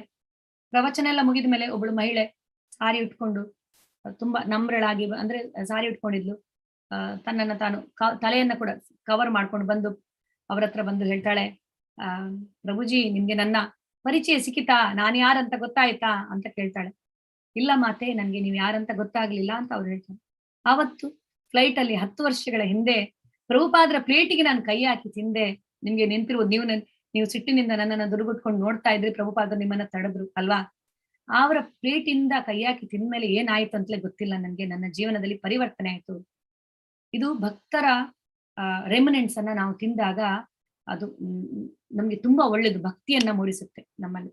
ನಾರದ ಭಕ್ತನಾಗಿದ್ದೇ ಭಕ್ತರ ಅಂದ್ರೆ ಎಂಜಲನ್ನ ತಿನ್ನೋದ್ರಿಂದ. ಸೊ ಪ್ರಭುಪಾದರ ಪ್ಲೇಟಿಂದ ಕೈ ಹಾಕಿ ತಿಂದಿದ್ರಿಂದ ಅದು ಮಹಾಪ್ರಸಾದವಾಗುತ್ತೆ. ತಿಂದಿದ್ರಿಂದ ಅವಳಲ್ಲಿ ಭಕ್ತಿ ಜಾಗೃತವಾಯ್ತು. ಪ್ರಭುಪಾದರು ಕೊಟ್ಟಿರುವಂತಹ ಪುಸ್ತಕವನ್ನ ಅವಳು ಓದಿದ್ಲು, ಅವಳಿಗೆ ಅರಿವಿಲ್ಲದಾಗಿ ಪರಿವರ್ತನೆ ಆಯ್ತು. ಅದಾದ್ಮೇಲೆ ಇನ್ನಷ್ಟು ನನ್ಗೆ ಇದ್ರ ಬಗ್ಗೆ ತಿಳ್ಕೊಬೇಕು ಅಂತ ಹೇಳಿ ಅವಳು ಅಲ್ಲೇ ಎಲ್ಲೋ ಇಸ್ಕಾನ್ನ ಸೆಂಟರ್ ಅಲ್ಲಿ ಅವಳು ಹೋಗಿ ಪುಸ್ತಕವನ್ನೆಲ್ಲ ತಗೊಂಡು ಬಂದು ಪ್ರಭುಪಾದರು. ಹೀಗೆ ಓದ್ತಾ ಓದ್ತಾ ಓದ್ತಾ ಅವಳಿಗೆ ಕೃಷ್ಣ ಪ್ರಜ್ಞೆಯ ಸಂಪೂರ್ಣ ಜ್ಞಾನ ದೊರಕಿತು. ಹೇಗೆ ನಮ್ಮ ಮಾನವ ಜೀವನದ ಉದ್ದೇಶ ಏನು ಅನ್ನೋದು ಅವಳಿಗೆ ಗೊತ್ತಾಯ್ತು, ಭಗವಂತನ ಜೊತೆ ಕನೆಕ್ಟ್ ಆಗುವಂಥದ್ದು ಅಂತ. ಅದಾದ್ಮೇಲೆ ಅಲ್ಲೇ ಇಸ್ಕಾನ್ನ ಭಕ್ತರ ಸಂಘವನ್ನ ಅವಳು ಮಾಡೋದಕ್ಕೆ ಪ್ರಾರಂಭಿಸಿದ್ಲು. ಪ್ರತಿದಿನ ಅಂದ್ರೆ ಒಂದು ಭಕ್ತರ ಸಂಘವನ್ನ ಮಾಡುವಂಥದ್ದು, ವಾರಕ್ಕೆ 2-3 ಬಾರಿ ಮಂಗಳಾರತಿಯನ್ನ ಅಟೆಂಡ್ ಮಾಡುವಂಥದ್ದು, ಈ ತರದೆಲ್ಲ ಅವಳು ಮಾಡ್ತಾ ಮಾಡ್ತಾ ಕೊನೆಗೆ ಅವಳು ಭಕ್ತಿ ಯೋಗವನ್ನ ಸಂಪೂರ್ಣವಾಗಿ ಅಭ್ಯಾಸ ಮಾಡ್ಲಿಕ್ಕೆ ಪ್ರಾರಂಭಿಸಿದ್ಲು. ಪ್ರೀಚಿಂಗ್ ಕೂಡ ಮಾಡೋದಕ್ಕೆ ಪ್ರಾರಂಭಿಸಿದಳು, ಪ್ರಚಾರವನ್ನು ಕೂಡ ಭಗವಂತನ ಬಗ್ಗೆ. ಸೊ ಅವಳು ಹೇಳ್ತಾಳೆ, ಈ ತರ ನನ್ನ ಜೀವನದಲ್ಲಿ ಪರಿವರ್ತನೆ ಆಯ್ತು. ಪ್ರಭುಪಾದರ ಜೊತೆ ಸ್ವಲ್ಪವೇ ಸ್ವಲ್ಪ ಹೊತ್ತು ನಾನು ಕಳೆದೆ, ಆದ್ರೆ ಬಟ್ ನನ್ನ ಜೀವನದಲ್ಲಿ ಆಗಿರುವಂತ ಪರಿವರ್ತನೆ ಈ ತರ ಇದೆ ಅಂತ ಹೇಳಿ. ಸೊ ಲವ ಮಾತ್ರ ಸಾಧು ಸಂಘ ಸರ್ವಸಿದ್ಧಿ ಹೋಯ್. ಲವ ಮಾತ್ರ ಸ್ವಲ್ಪ ಸಾಧು ಸಂಘ, ಯಾಕಂದ್ರೆ ಅವಳಿಗೆ ಅವರ ವಿಶೇಷ ಕೃಪೆ ಇತ್ತು ಪ್ರಭುಪಾದದ. ಯಾಕಂದ್ರೆ ಪ್ರಭುಪಾದರ ಪ್ಲೇಟಿಗೆ ಕೈ ಹಾಕಿ ಅವಳು ತಿಂದಿದ್ರಿಂದ, ಪ್ರಭುಪಾದರ ಕೈಯಿಂದನೇ ಅವಳಿಗೆ ಅವರು ಪುಸ್ತಕವನ್ನ ಕೊಟ್ಟಿದ್ರಿಂದ, ಸೊ ಅದರಲ್ಲಿ ಒಂದು ವಿಶೇಷವಾದ ಕೃಪೆ ಅವಳ ಮೇಲೆ ಇತ್ತು. ಆದ್ರಿಂದ ಭಕ್ತರ ಸಂಘವನ್ನ ಮಾಡಿದವರಿಗೆ ಖಂಡಿತವಾಗ್ಲೂ ಭಕ್ತಿ ಬಂದೇ ಬರುತ್ತೆ ಅನ್ನೋದನ್ನ ನಾವಿಲ್ಲಿ ನೋಡ್ಬೋದು. ಇನ್ನೊಂದು ಪುಟ್ಟ ಉದಾಹರಣೆಯನ್ನ ನಾನು ಹೇಳ್ತೇನೆ. ಒಬ್ಬ ಕಳ್ಳ ಇರ್ತಾನೆ. ಪ್ರಭುಪಾದರಿಗೆ ಯಾರೋ ತುಂಬಾ ಕಾಸ್ಟ್ಲಿ ವಾಚ್ ಅನ್ನ ಗಿಫ್ಟ್ ಮಾಡಿರ್ತಾರೆ, ರ್ಯಾಡೋ ವಾಚನ, ಆಗಿನ ಕಾಲದ ಕಾಸ್ಟ್ಲಿಯೆಸ್ಟ್ ವಾಚ್ ಅಂತ ಅದನ್ನ ಹೇಳಲಾಗ್ತಾ ಇತ್ತು. ಪ್ರಭುಪಾದರು ಎಲ್ಲವೂ ಕೃಷ್ಣನ ಇದಕ್ಕೆ ಉಪಯೋಗವಾಗ್ಲಿ, ಏನು ಆತರ ಏನಿಲ್ಲ, ಸನ್ಯಾಸಿ ಆದ್ರೆ ಏನು ಕಾಸ್ಟ್ಲಿ ಕಟ್ಬಾರ್ದಂತೇನಿಲ್ಲ, ಉಪಯೋಗ ಆಗುತ್ತೆ ಸಮಯ ನೋಡೋದಕ್ಕೆ ಅಂತ ಕಟ್ಕೊಂಡಿದ್ರು ಪ್ರಭುಪಾದರು ಕೈಗೆ ಅದನ್ನ. ಅಂದ್ರೆ ಪ್ರಭುಪಾದ ಅಂದ್ರೆ ರಿಜಿಡ್ ಸನ್ಯಾಸಿ ಅಂತೇಳಿ ಅಲ್ಲ, ಕೃಷ್ಣ ಪ್ರಜ್ಞೆಗೆ ಬೇಕಾದ್ರೆ ಏನನ್ನ ಕೂಡ ಉಪಯೋಗಿಸಬಹುದು ಅಂತೇಳಿ. ಸಾಗರವನ್ನ ದಾಟಿ ಹೋಗುದಿಲ್ಲ ಅಂತ ಹೇಳ್ತಾರೆ ಸನ್ಯಾಸಿಗಳು, ಸ್ವಾಮೀಜಿಗಳು. ಬಟ್ ಪ್ರಭುಪಾದರು ಕೃಷ್ಣನ ಇದನ್ನ ಹರಡೋದಕ್ಕೋಸ್ಕರ ನಾನು ಸಾಗರವನ್ನೆಲ್ಲ ಎಲ್ಲಿಗೆ ಬೇಕಾದ್ರೂ, ನಾನು ನರಕಕ್ಕೂ ಬೇಕಾದ್ರೂ ಹೋಗ್ತೇನೆ ಅಂತ ಹೇಳುವಂತವ್ರು ಪ್ರಭುಪಾದರು, ಅಂತ ಭಕ್ತರವರು. ಸೊ ಪ್ರಭುಪಾದರು ಅವರ ಕೈಗೆ ಅದನ್ನ ವಾಚನ ಕಟ್ಕೊಂಡಿದ್ರು. ಕಳ್ಳನೊಬ್ಬ ನೋಡ್ತಾನೆ, ಭಾರತದಲ್ಲಿ ಇದು ಘಟನೆ ಆಗಿರುವಂತದ್ದು. ಭಾರತದಲ್ಲಿ ಯಾವುದೋ ಒಂದು ಪ್ರವಚನ ಮಾಡ್ತಾ ಇದ್ರು, ಕಳ್ಳ ನೋಡ್ತಾನೆ, ಓ ಇಷ್ಟೊಂದು ಕಾಸ್ಟ್ಲಿ ವಾಚ್. ಕಳ್ಳನಿಗೆ ಗೊತ್ತಿರುತ್ತೆ ಯಾವ ವಾಚ್ ಒರಿಜಿನಲ್ ಯಾವ್ದು ಕಾಸ್ಟ್ಲಿ ಎಲ್ಲನು. ಇಷ್ಟೊಂದು ಕಾಸ್ಟ್ಲಿ ವಾಚ್ ಇವ್ರಿಗೆ ಯಾಕೆ, ಇದನ್ನ ನಾನು ಹೇಗಾದ್ರೂ ಮಾಡಿ ಕದಿಬೇಕು ಅಂತ ಅವನಿಗೆ ಯೋಚನೆ ಆಗುತ್ತೆ. ಪ್ರಭುಪಾದರ ಜೊತೆಯಲ್ಲೇ ಬಂದು ಸೇರ್ಕೊಂಡ್ ಬಿಡ್ತಾನೆ. ಅವನು ಹೇಳ್ತಾನೆ, ನಾನು ಕೂಡ ನಿಮ್ಮ ಜೊತೆನೆ ಇರ್ತೀನಿ, ನನಗೆ ಕೂಡ ನೀವು ನನ್ಗೆ ಕೆಲವೊಂದು ಸೇವೆಗಳನ್ನ ಕೊಡಿ, ನಿಮ್ಮ ಜೊತೆನೆ ನಾನು ಇರ್ಬೋದಾ, ನಿಮ್ಮ ರೂಮಲ್ಲಿ ನಿಮ್ಮ ಮನೆಯಲ್ಲೇ ನಾನು ನಿಮ್ಮ ಜೊತೆ, ಹೇಗೂ ನಿಮ್ಮ ಜೊತೆ ಬೇರೆ ಶಿಷ್ಯಂದ್ರಿದ್ದಾರೆ, ನಾನು ಕೂಡ ಇರ್ತೀನಿ, ನಾನು ಸಂಪೂರ್ಣವಾಗಿ ಭಕ್ತಿ ಯೋಗವನ್ನು ಅಭ್ಯಾಸ ಮಾಡ್ತೀನಿ ಅಂತ ಹೇಳ್ಕೊಂಡು ಬರ್ತಾನೆ. ಪ್ರಭುಪಾದರು ನೋ ಪ್ರಾಬ್ಲಮ್, ಇರ್ಬೋದು ಅಂತ ಹೇಳ್ತಾರೆ. ಅವನು ಸಮಯಕ್ಕಾಗಿ ಕಾಯ್ತಾ ಇರ್ತಾನೆ, ಯಾವಾಗ ನಾನು ಕದೀಲಿ ವಾಚನ್ನ ಅಂತ ಹೇಳ್ಕೊಂಡು ಕಾಯ್ತಾ ಇರ್ತಾನೆ. ಹೀಗೆ 4-5 ದಿವಸ ಕಳೆದು ಹೋಯ್ತು, ಸಮಯ ಅಂತೂ ಸಿಗ್ಲಿಲ್ಲ ವಾಚ್ ಕದೀಲಿಕ್ಕೆ. ಆದ್ರೆ ಭಕ್ತನಲ್ಲಿ ಮಾತ್ರ ಪರಿವರ್ತನೆ ಆಯ್ತು. ಅವನಿಗೆ ಅರಿವಾಗತೊಡಗಿತು, ಮನಸ್ಸು ಸಂಪೂರ್ಣವಾಗಿ ಬದಲಾಯಿತು. ಸತ್ವ ಗುಣದಿಂದ, ಇವರ ಸಾತ್ವಿಕ ಅಂದ್ರೆ ಶುದ್ಧ ಸತ್ವದ ಗುಣದಿಂದ ಸುತ್ತುವರೆದಿದ್ದಾನೆ ಅವನು. ಅವನ ಮನಸ್ಸಿಗೆ ಕೂಡ ಪ್ರತಿದಿನ ಇವರು ಇಷ್ಟೆಲ್ಲ ಭಕ್ತಿ ಮಾಡ್ತಾರೆ, ಎಷ್ಟು ಪ್ರಾಮಾಣಿಕವಾಗಿದ್ದಾರೆ, ಎಲ್ಲರಿಗೂ ಒಳ್ಳೆದನ್ನ ಮಾಡ್ತಾ ಇದ್ದಾರೆ, ನಾನು ಹೋಗಿ ಇಂಥವರ ಕೈಯಿಂದ ನಾನು ಕದೀಲಿಕ್ಕೆ ಬಂದಲ್ಲ, ಎಂತ ದುಷ್ಟ ನಾನು, ಹೀನ ನಾನು ಅಂತ ಅವನಿಗೆ ತುಂಬಾನೇ ದುಃಖವಾಗುತ್ತೆ. ಪ್ರಭುಪಾದರ ಕಾಲಿಗೆ ಬಿದ್ದು ನಮಸ್ಕಾರ ಮಾಡಿ, ಸಾಷ್ಟಾಂಗ ನಮಸ್ಕಾರ ಮಾಡಿ ಕ್ಷಮೆ ಕೇಳ್ತಾನೆ. ಪ್ರಭುಪಾದ್ರೆ ನನ್ನನ್ನ ಕ್ಷಮಿಸಿ ಅಂತ ಅವನಿಗೆ ತುಂಬಾ ದುಃಖಿತನಾಗ್ತಾನೆ ಅವನು. ನಿಮ್ಮಂತ ಮಹಾತ್ಮರಿಂದ ನಾನು ಕದೀಲಿಕ್ಕೆ ಬಂದೆ, ಆದ್ರೆ ನಿಮ್ಮಂತ ಮಹಾತ್ಮರ ಸಂಘದಿಂದ ನಾನು ಕೂಡ ಭಕ್ತನಾದೆ, ನಾನು ಇನ್ನು ಮುಂದೆ ಕದಿಯುವಂತ ಕೆಲಸವನ್ನ ಯಾವತ್ತೂ ಮಾಡೋದಿಲ್ಲ. ಕಳ್ಳನಾಗಿದ್ದೆ ನಾನು, ಇನ್ನು ಮುಂದೆ ಏನನ್ನ ನಾನು ಕದಿಯುವುದಿಲ್ಲ, ನಿಮ್ಮ ಜೊತೆ ನಾನು ಇರ್ತೀನಿ, ನಾನು ಸಂಪೂರ್ಣವಾಗಿ ನಾನು ಡೆಡಿಕೇಟ್ ಮಾಡ್ಕೊಳ್ತೀನಿ, ನನ್ನನ್ನ ನಿಮ್ಮ ಜೊತೆ ಇರ್ತೀನಿ, ನಾನು ನಿಮ್ಮ ಸೇವೆಯನ್ನ ಮಾಡ್ಕೊಂಡು ಕೃಷ್ಣನ ಸೇವೆ ಮಾಡ್ಕೊಂಡು ನಿಮ್ಮ ಜೊತೆ ಇರ್ತೀನಿ, ದಯವಿಟ್ಟು ನನ್ನನ್ನ ಶಿಷ್ಯನನ್ನಾಗಿ ಸ್ವೀಕರಿಸಿ ಅಂತ ಅವನು ಬೇಡ್ಕೊಳ್ತಾನೆ ಅವ್ರ ಹತ್ರ. ಪ್ರಭುಪಾದರು ಹೇಳ್ತಾರೆ, ನೀನು ಮೊದಲ ದಿನವೇ ನನ್ನ ಬಳಿಗೆ ಬಂದಾಗ ನನ್ಗೆ ಗೊತ್ತಿತ್ತು ನೀನ್ ಕಳ್ಳ ಅಂತ ಹೇಳಿ. ಆದ್ರೆ ಯಾವಾಗ ಯಾರ ಮೇಲೆ ಯಾವಾಗ ಕೃಪೆ ಬೀಳುತ್ತೋ, ಭಗವಂತನದ್ದು ಬೀರುತ್ತೋ ಯಾರಿಗೊತ್ತು. ಸೊ ಹಾಗೆ ನಾನು ಸುಮ್ಮನೆ ಇದ್ದೆ, ತುಂಬಾ ಒಳ್ಳೇದಾಯ್ತು, ನಿನ್ನಲ್ಲಿ ಪರಿವರ್ತನೆಯನ್ನ ನೋಡಿ ನನ್ಗೆ ತುಂಬಾ ಸಂತೋಷವಾಗಿದೆ ಅಂತ ಹೇಳ್ತಾರೆ. ಇರ್ಬೋದು ನನ್ನ ಜೊತೆ ನೀನು ಅಂತ ಹೇಳ್ತಾರೆ. ಅದಾದ್ಮೇಲೆ ಆ ಆ ಬೇರೆ ಒಂದು ವಿದೇಶದಲ್ಲೆಲ್ಲ ತುಂಬಾ ಹಲವಾರು ಮಂದಿರಗಳನ್ನ ಪ್ರಭುಪಾದರು ಸ್ಥಾಪಿಸಿರ್ತಾರೆ. ಕೆಲವೊಂದು ಮಂದಿರಗಳಲ್ಲಿ ಒಂದು ಮಂದಿರದಿಂದ ಅವರಿಗೆ ಲೆಟರ್ ಬರುತ್ತೆ, ಒಂದು ಟೆಂಪಲ್ ಇಂದ, ಇಲ್ಲಿ ಅರ್ಚಕರು ಬೇಕಾಗಿದ್ದಾರೆ, ಒಬ್ಬನಿಗೆಲ್ಲ ಮ್ಯಾನೇಜ್ ಮಾಡಕ್ ಆಗಲ್ಲ ಅಂತ. ಸೊ ಪ್ರಭುಪಾದರು ಈ ಕಳ್ಳ ಅಂತ ಆಗಿದ್ದವನು ಅವನು ಭಕ್ತನಾಗಿ ಪರಿವರ್ತಿತನಾದ. ಅವನು ತುಂಬಾನೇ ಸೀರಿಯಸ್ ಆದ ಡಿವೋಟಿ ಆದ. ಪ್ರಭುಪಾದರ ಪುಸ್ತಕವನ್ನ ಡಿಸ್ಟ್ರಿಬ್ಯೂಟ್ ಮಾಡುವಂಥದ್ದು, ಪ್ರಚಾರ ಕಾರ್ಯದಲ್ಲಿ ತೊಡಗಿಕೊಳ್ಳುವಂಥದ್ದು, ಅಂದ್ರೆ ವಿಗ್ರಹ ಆರಾಧನೆ ಅದೆಲ್ಲ ಮಾಡೋದನ್ನ ಚೆನ್ನಾಗಿ ಅವನು ಕಲಿತುಕೊಂಡ. ತುಂಬಾ ಸೀರಿಯಸ್ ಆದ ಡಿವೋಟಿ ಆದವನು. ಪ್ರಭುಪಾದರು ಹೇಳ್ತಾರೆ, ಈಗ ಅಲ್ಲಿ ಒಬ್ರು ಅರ್ಚಕರ ಅವಶ್ಯಕತೆ ಇದೆ, ನೀನು ವಿದೇಶಕ್ಕೆ ಹೋಗು, ಅಲ್ಲಿ ನಿನ್ನ ಅಂದ್ರೆ ಅವಶ್ಯಕತೆ ಇದೆ, ಸಹಾಯದ ಅವಶ್ಯಕತೆ ಇದೆ. ಅವನು ಹೇಳ್ತಾನೆ, ಪ್ರಭುಪಾದ್ರೆ ನನ್ನಲ್ಲಿ ಪಾಸ್ಪೋರ್ಟ್ ಇಲ್ಲ ಅಂತ. ಪ್ರಭುಪಾದ ಹೇಳ್ತಾರೆ, ಪಾಸ್ಪೋರ್ಟ್ಗೆ ಅಪ್ಲೈ ಮಾಡೋಣ, ಬರುತ್ತೆ, ಬಂದ್ಮೇಲೆ ಹೋದ್ರೆ ಆಯ್ತು ಅಂತ. ಅವನು ಪಾಸ್ಪೋರ್ಟ್ ಇದ್ ಫಾರ್ಮ್ ನ ಫಿಲ್ ಮಾಡೋದಕ್ಕೆ ನೋಡುವಾಗ ಅವನು ಹೇಳ್ತಾನೆ, ಪ್ರಭುಪಾದ್ರೆ ನನ್ಗೆ ನನ್ನ ತಂದೆ ಯಾರು ಅಂತ ನನ್ನ ತಂದೆ ಯಾರಂತಲೇ ನನ್ಗೆ ಗೊತ್ತಿಲ್ಲ, ನಾನು ಅನಾಥ. ಸೊ ನಾನು ಯಾರ ಹೆಸರನ್ನ ಬರೀಲಿ, ಇಲ್ಲಿ ತಂದೆ ತಾಯಿರಿಲ್ಲದೆ ಪಾಸ್ಪೋರ್ಟ್ ಅನ್ನ ಹೇಗೆ ಮಾಡಕ್ಕಾಗುತ್ತೆ ಅಂತ ಅವನು ಹೇಳ್ತಾನೆ. ಆಗ ಪ್ರಭುಪಾದರು ಆ ಫಾರ್ಮ್ ಅನ್ನ ತಗೊಂಡ್ಬಿಟ್ಟು ಅವರ ಹೆಸರನ್ನ ಬರೀತಾರೆ, ಅಭಯಚರಣ ಅರವಿಂದ ಅಂತ. ಅವರ ಹೆಸರು ಅಭಯಚರಣ ಅರವಿಂದ ಪಾಸ್ಪೋರ್ಟ್ ಅಲ್ಲಿ ಇರುವಂತದ್ದು. AC ಭಕ್ತಿ ವೇದಾಂತ ಸ್ವಾಮಿ ಪ್ರಭುಪಾದ ಅಂದ್ರೆ ಅಭಯಚರಣ ಅಂದ್ರೆ ನಾವು ಹಾಗೆ ಹೇಳ್ತೀವಿ. ಸೊ ಅವರ ಹೆಸರು, ಅವರು ಅದನ್ನ ಬರೀತಾರೆ, ತಂದೆಯ ಹೆಸರಲ್ಲಿ, ಅವರ ತಂದೆಯ ಪ್ಲೇಸ್ ಅಲ್ಲಿ ಅವರ ಹೆಸರನ್ನ ಬರೀತಾರೆ. ಕಳ್ಳನಿಗೆ ಕಣ್ಣಿನಿಂದ ನೀರು ಇಳೀತದೆ. ಎಂಥ ಒಂದು ಮಹಿಮೆ, ಎಂತಹ ಮಹಾತ್ಮರು ಪ್ರಭುಪಾದರು, ಎಂಥ ದಯಾಮಯಿ. ನನ್ಗೆ ಅವರು ಒಂದು ಉತ್ತಮ ಜೀವನವನ್ನ ಕೊಟ್ಟು ನನ್ನನ್ನ ಭಕ್ತನನ್ನಾಗಿ ಮಾಡಿದ್ರು. ಈಗ ನನ್ಗೆ ನನ್ನ ತಂದೆಯ ಸ್ಥಾನವನ್ನ ಕೊಟ್ಟಿದ್ದಾರೆ. ಅವರು ನನ್ನ ಒಂದು ಅಂದ್ರೆ ನನ್ಗೆ ಅಂದ್ರೆ ಅವರನ್ನ ನನ್ನನ್ನ ಮಗನ ಅಂತ ಒಪ್ಕೊಂಡು ನನಗೆ ಮಗನ ಸ್ಥಾನವನ್ನು ಕೊಟ್ಟಿದ್ರೆ, ಅವರು ನನ್ನ ತಂದೆಯಾಗಿ ಅವರು ನನ್ನನ್ನ ಸ್ವೀಕರಿಸಿದ್ದಾರೆ. ಅಂದ್ರೆ ಅವರು ನನ್ನ ತಂದೆ, ನಾನು ಅವರ ಮಗ ಅಂತೇಳಿ ಅವ್ರು ನನ್ನ ಸ್ವೀಕರಿಸಿದ್ದಾರೆ ಅಂತೇಳಿ ಕಳ್ಳನಿಗೆ ತುಂಬಾನೇ ದುಃಖವಾಗುತ್ತೆ, ಅವರ ಅಂದ್ರೆ ಸಂತೋಷ ಕೂಡ ಆಗುತ್ತೆ. ಸೊ ಇದು ಪ್ರಭುಪಾದರ ಒಂದು ಮಹಿಮೆ. ಭಕ್ತರು ತುಂಬಾ ಕರುಣಾಮಯಿ ಕೂಡ ಆಗಿರುತ್ತಾರೆ. ಭಕ್ತರ ಸಂಘದಿಂದ ಎಂಥವರಲ್ಲಿ ಕೂಡ ಭಕ್ತಿ ಮೂಡುತ್ತದೆ ಅನ್ನೋದನ್ನ ನಾವು ತಿಳಿದುಕೊಳ್ಬಹುದು. ತೇಷಾಂ ಸತತಯುಕ್ತಾನಾಂ ಭಜತಾಂ ಪ್ರೀತಿಪೂರ್ವಕಂ ದದಾಮಿ ಬುದ್ಧಿ ಯೋಗಂ ತ್ವಂ ಯೇನ ಮಾಮುಪಯಾಂತಿತೆ. ನನ್ನ ಪ್ರೀತಿಪೂರ್ವಕ ಸೇವೆಗೆ ಸದಾ ಮುಡಿಪಾಗಿರುವವರಿಗೆ ಅವರು ನನ್ನ ಬಳಿಗೆ ಬರುವುದಕ್ಕೆ ಅಗತ್ಯವಾದ ಬುದ್ಧಿಯೋಗವನ್ನು ನಾನು ಕೊಡುತ್ತೇನೆ. ಸೊ ಭಗವಂತ ಹೇಳ್ತಾರೆ, ನನ್ನ ಪ್ರೀತಿಪೂರ್ವಕ ಸೇವೆಯನ್ನ ಮಾಡಿದ್ರೆ ಸಾಕು, ಬುದ್ಧಿಯನ್ನ ನಾನು ಕೊಡ್ತೇನೆ ಅಂತ ಹೇಳಿ. ಧ್ರುವನ ಕಥೆಯನ್ನ ನಾವು ತಿಳಿದುಕೊಂಡು, ಧ್ರುವ ಯಾವ ತರ ಭಕ್ತಿಯನ್ನ ಮಾಡ್ತಾನೆ. ಪುಟ್ಟ ಬಾಲಕ, ಭಗವಂತ ಅವನ ಕಣ್ಣು ಮುಂದೆ ಬಂದು ನಿಂತಾಗ ಏನು ಹೇಳ್ಬೇಕಂತ ಗೊತ್ತಾಗುದಿಲ್ಲ. ಭಗವಂತನ ಸ್ತುತಿ ಮಾಡೋದಕ್ಕೆ ಯಾವ ಜ್ಞಾನ ಕೂಡ ಇಲ್ಲ, ಏನು ಇಲ್ಲ. ಭಗವಂತನ ಸೌಂದರ್ಯವನ್ನ ನೋಡ್ತಾ, ಅದ್ಭುತವಾಗಿರುವಂತ ರೂಪವನ್ನು ನೋಡ್ತಾ ಮೂಕ ವಿಸ್ಮಿತನಾಗಿ ನೋಡ್ತಾ ಇರ್ತಾನೆ. ಭಗವಂತ ತಮ್ಮ ಶಂಖದಿಂದ ಅವನ ದಿವ್ಯ ಅಂದ್ರೆ ಅವನ ದಿವ್ಯ ಸ್ಪರ್ಶವನ್ನ ಅವನ ತಲೆಗೆ ಮಾಡಿದಾಗ, ಶಂಖದ ದಿವ್ಯ ಸ್ಪರ್ಶದಿಂದಾಗಿ ಧ್ರುವನಿಗೆ 4 ವೇದಗಳ ಜ್ಞಾನ ಪ್ರಾಪ್ತಿಯಾಗುತ್ತದೆ. ಸೊ ಹೀಗೆ ಭಗವಂತ ಹೇಳ್ತಾರೆ, ಯಾರು ನನ್ನ ಪ್ರೀತಿಪೂರ್ವಕ ಸೇವೆಯಲ್ಲಿ ಸದಾ ಮುಡಿಪಾಗಿರ್ತಾರೋ ಅವರಿಗೆ ನನ್ನ ಬಳಿಗೆ ಬರುವುದಕ್ಕೆ ಅಗತ್ಯವಾದ ಬುದ್ಧಿಯೋಗವನ್ನ ನಾನೇ ಕೊಡ್ತೇನೆ ಅಂತ ಭಗವಂತ ಹೇಳ್ತಾರೆ. ತೇಷಾಂ ಏವಾನುಕಂಪಾರ್ಥಂ ಅಹಂ ಅಜ್ಞಾನಂ ಜಂ ತಮಃ ನಾಶಯಾಮ್ಯಾತ್ಮ ಭಾವಸ್ಥೋ ಜ್ಞಾನದೀಪೇನ ಭಾಸ್ವತ. ಅವರಿಗೆ ವಿಶೇಷ ಅನುಕಂಪವನ್ನು ತೋರಲು ನಾನು ಅವರ ಹೃದಯಗಳಲ್ಲಿದ್ದು ಜ್ಞಾನದ ದೀಪದ ಬೆಳಕಿನಿಂದ ಅಜ್ಞಾನದ ಕತ್ತಲನ್ನು ನಾಶ ಮಾಡುತ್ತೇನೆ. ಸೊ ಭಗವಂತ ವಿಶೇಷ ಅನುಕಂಪವನ್ನ ತೋರುತ್ತಾರೆ ತಮ್ಮ ಭಕ್ತರಿಗೆ. ಜ್ಞಾನದ ದೀಪವನ್ನ ಬೆಳಗುತ್ತಾರೆ, ಅಜ್ಞಾನದ ಕತ್ತಲನ್ನ ಅವರು ದೂರ ಮಾಡುತ್ತಾರೆ. ಹೀಗೆ ಭಗವಂತನ ಭಕ್ತರಾದವರಿಗೆ ಭಗವಂತ ಎಲ್ಲಾ ರೀತಿಯ ಜ್ಞಾನವನ್ನ ಕೊಡುತ್ತಾರೆ ಅನ್ನೋದನ್ನ ನಾವಿಲ್ಲಿ ಅರ್ಥ ಮಾಡ್ಕೊಳ್ಬಹುದು. ಇದಕ್ಕೆ ಸಂಬಂಧಿಸಿದಾಗೆ ನಾವೊಂದು ಪುಟ್ಟ ಕಥೆಯನ್ನ ನೋಡೋಣ. ನಾನಿನ್ನೊಂದು 5-10 ನಿಮಿಷದಲ್ಲಿ ಮುಗಿಸ್ತೀನಿ, ದಯವಿಟ್ಟು ಸಹಕರಿಸಿ. ಇವತ್ತಿನ ಅಧ್ಯಾಯದ ಕೊನೆಗೆ ನಾನು 3 ಅಧ್ಯಾಯದ ಕ್ವಿಜ್ ಕೂಡ ಮಾಡ್ತೀನಿ, ಪೋಲಿಂಗ್ ಇದೆ. 8, 9, 10ನೇ ಅಧ್ಯಾಯದ ಪೋಲಿಂಗ್ ಇವತ್ತು ಮಾಡ್ತೀನಿ. ಸೊ ಆದ್ರಿಂದ ದಯವಿಟ್ಟು ಎಲ್ಲರೂ ಮೀಟಿಂಗ್ ಅಲ್ಲಿ ಇರಿ. ಶ್ರೀರಂಗಂ ಅಲ್ಲಿ, ತಿರುಚಿಯಲ್ಲಿರುವಂತ, ತಮಿಳುನಾಡಿನ ತಿರುಚಿಯಲ್ಲಿರುವಂತ ಶ್ರೀರಂಗಂ ದೇವಸ್ಥಾನ ತುಂಬಾ ತುಂಬಾ ದೊಡ್ಡದಾಗಿರುವಂತ ದೇವಸ್ಥಾನ, ತುಂಬಾ ಚೆನ್ನಾಗಿದೆ ದೇವಸ್ಥಾನ. ಶ್ರೀರಂಗನಾಥ ಆ ವಿಗ್ರಹ, ಅದು ಮೂರ್ತಿ, ಅಲ್ಲಿ ಡಿಟಿ ಇದೆಲ್ಲ, ಅದು ವಿಭೀಷಣ ಆರಾಧಿಸಿದ ಡಿಟಿ ಅಂತ. ತುಂಬಾನೇ ಚೆನ್ನಾಗಿರುವಂತಹ ದೇವಸ್ಥಾನ ಅಂತ. ಹಳೆಯ ಒಂದು ಇದಿದೆ, ಅಂದ್ರೆ ವಿಗ್ರಹ ಅಲ್ಲಿರುವಂತದ್ದು. ತುಂಬಾ ಮಹಿಮೆಯನ್ನ ಪಡೆದಿದೆ ಆ ದೇವಸ್ಥಾನ. ಅಲ್ಲಿ ರಾಮಾನುಜಾಚಾರ್ಯರ ಸಂಪ್ರದಾಯದ ಒಬ್ಬ ಬ್ರಾಹ್ಮಣ, ಅವನು ಅಲ್ಲಿ ಶ್ರೀರಂಗಮಲ್ಲಿ ಕುಳಿತುಕೊಂಡು ಭಗವದ್ಗೀತೆನ ಓದೋದಕ್ಕೆ ಪ್ರಯತ್ನ ಪಡ್ತಾ ಇದ್ದ. ಚೈತನ್ಯ ಮಹಾಪ್ರಭುಗಳು ಕೃಷ್ಣನ ಒಂದು ರಹಸ್ಯ ಅವತಾರ. ಚೈತನ್ಯ ಮಹಾಪ್ರಭುಗಳು ಅದು ಭಕ್ತರಿಗೆ ಮಾತ್ರ ಗೊತ್ತಾಗುತ್ತೆ ಅವರು ಭಗವಂತನ ಅವತಾರ ಅನ್ನೋದಕ್ಕೆ. ಬಟ್ ಶಾಸ್ತ್ರಗಳಲ್ಲಿ ಹಲವಾರು ಒಂದು ಉಲ್ಲೇಖಗಳಿವೆ ಚೈತನ್ಯ ಮಹಾಪ್ರಭುಗಳು ಯಾರು ಅನ್ನೋದಕ್ಕೆ. ಅದರ ಬಗ್ಗೆ ಒಂದು ಸ್ಪೆಷಲ್ ಪ್ರೆಸೆಂಟೇಶನ್ ಅನ್ನು ನಾನು ನಿಮ್ಗೆ ಮಾಡಲಿದ್ದೇನೆ, ಶಾಸ್ತ್ರಗಳ ಪ್ರಕಾರ ಏನು ಚೈತನ್ಯ ಮಹಾಪ್ರಭುಗಳು ಯಾರು ಅನ್ನೋದ್ರ ಬಗ್ಗೆ. ಸೊ ಅವರು ಚಾತುರ್ಮಾಸ್ಯದ 4 ತಿಂಗಳ ಕಾಲ ಅವರು ಅಲ್ಲಿಗೆ ಭೇಟಿ ಕೊಟ್ಟಿದ್ರು ಶ್ರೀರಂಗಂಗೆ. ಆವಾಗ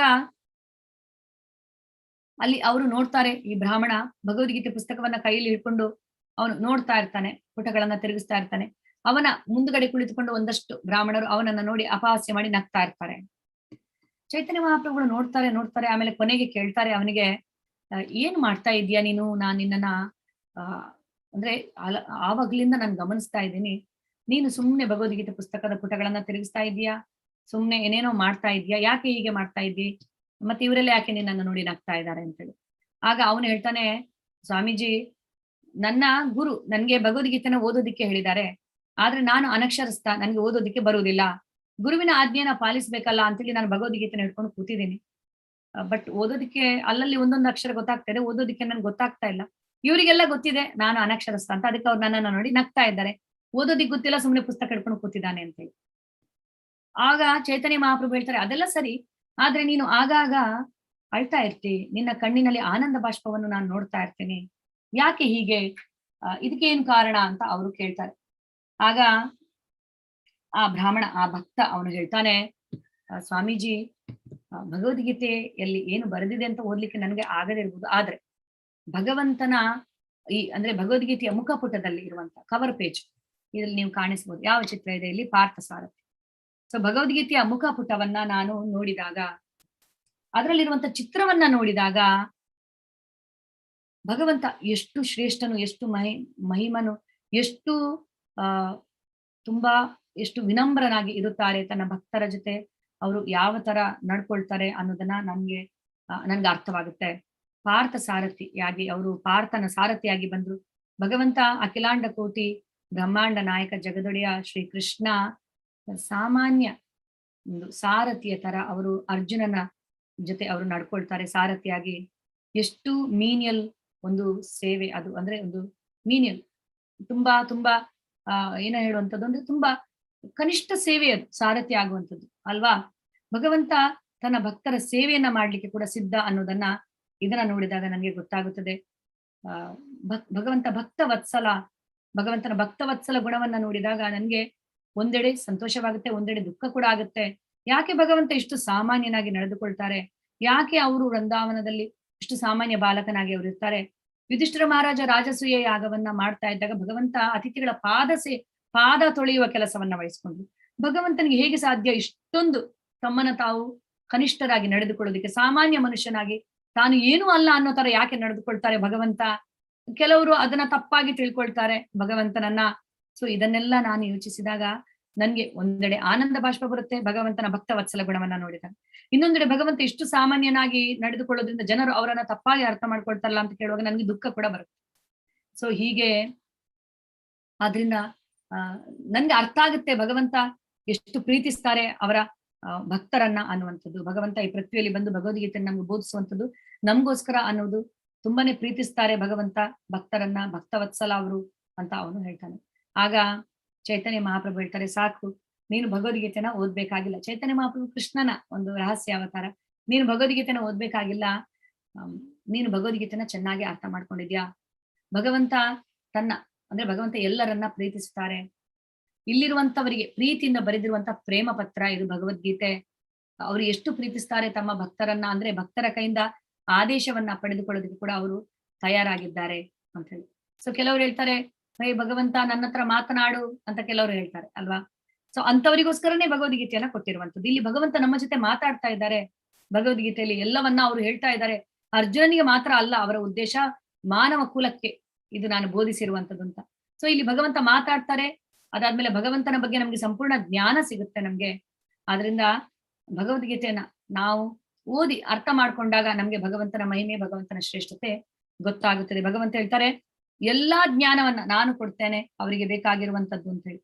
ಈಗ ಅದಕ್ಕೆ ನಾವು ನೋಡ್ಬೋದು, ಭಕ್ತಿ ಮುಖ್ಯ ಜ್ಞಾನಕ್ಕಿಂತ ಕೂಡ.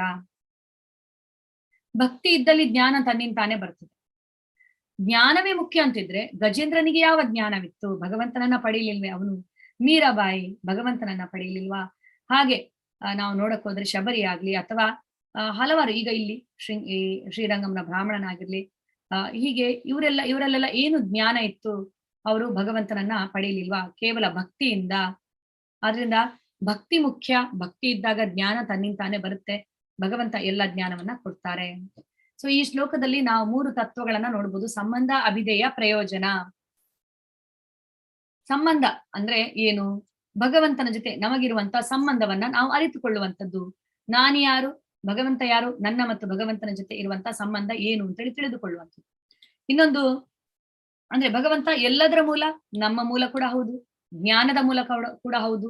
ಹೀಗೆ ತಿಳಿದುಕೊಳ್ಳುವಂಥದ್ದು ಸಂಬಂಧ. ಈ ತರ ತಿಳಿದುಕೊಂಡು ಭಗವಂತನ ಜೊತೆ ಸಂಬಂಧವನ್ನ ನಾವು ಸ್ಥಾಪಿಸೋದಕ್ಕೆ ಆ ವಿಧಾನವನ್ನ ನಾವು ಅನುಸರಿಸಿದಾಗ ಅದು ಅಭಿಧೇಯವಾಗುತ್ತದೆ. ಈ ಜ್ಞಾನವನ್ನ ನಮ್ಮ ದಿನನಿತ್ಯದ ಜೀವನದಲ್ಲಿ ಅಳವಡಿಸಿಕೊಳ್ಳುವಂಥದ್ದು ಪ್ರಾಕ್ಟಿಕಲ್ ಆಗಿ. ಸೊ ಅದು ಅಭಿಧೇಯವಾಗುತ್ತದೆ. ಭಕ್ತರಾದವರು ಭಗವಂತನ ಬಗ್ಗೆ ಪರಸ್ಪರ ತಿಳಿಸಿಕೊಡುತ್ತಾ ಮಾತನಾಡುತ್ತಾ ಆನಂದವನ್ನ ಪಡೀತಾ ಇರ್ತಾರೆ ಅಂತ ಭಗವಂತ ಹೇಳ್ತಾರೆ. ಇನ್ನೊಂದು ಪ್ರಯೋಜನ. ಈಗ ಗೋಲ್ ಏನು, ಗುರಿ ಏನು ಅಂತ ತಿಳಿದ ಮೇಲೆ ಆ ಗುರಿಯನ್ನು ತಲುಪುವತ್ತ ಮುನ್ನಡೆಯುವಂಥದ್ದು. ಸೊ ಜೀವನದ ಗುರಿ ಏನು? ಆತ್ಮ ಸಾಕ್ಷಾತ್ಕಾರ ಮಾಡಿಕೊಳ್ಳುವಂಥದ್ದು, ಭಗವಂತನ ಸೇವಕನಾಗಿರುವಂಥದ್ದು, ಭಗವಂತನ ಬಗ್ಗೆ ಪ್ರೀತಿಯನ್ನ ಬೆಳೆಸಿಕೊಳ್ಳುವಂಥದ್ದು.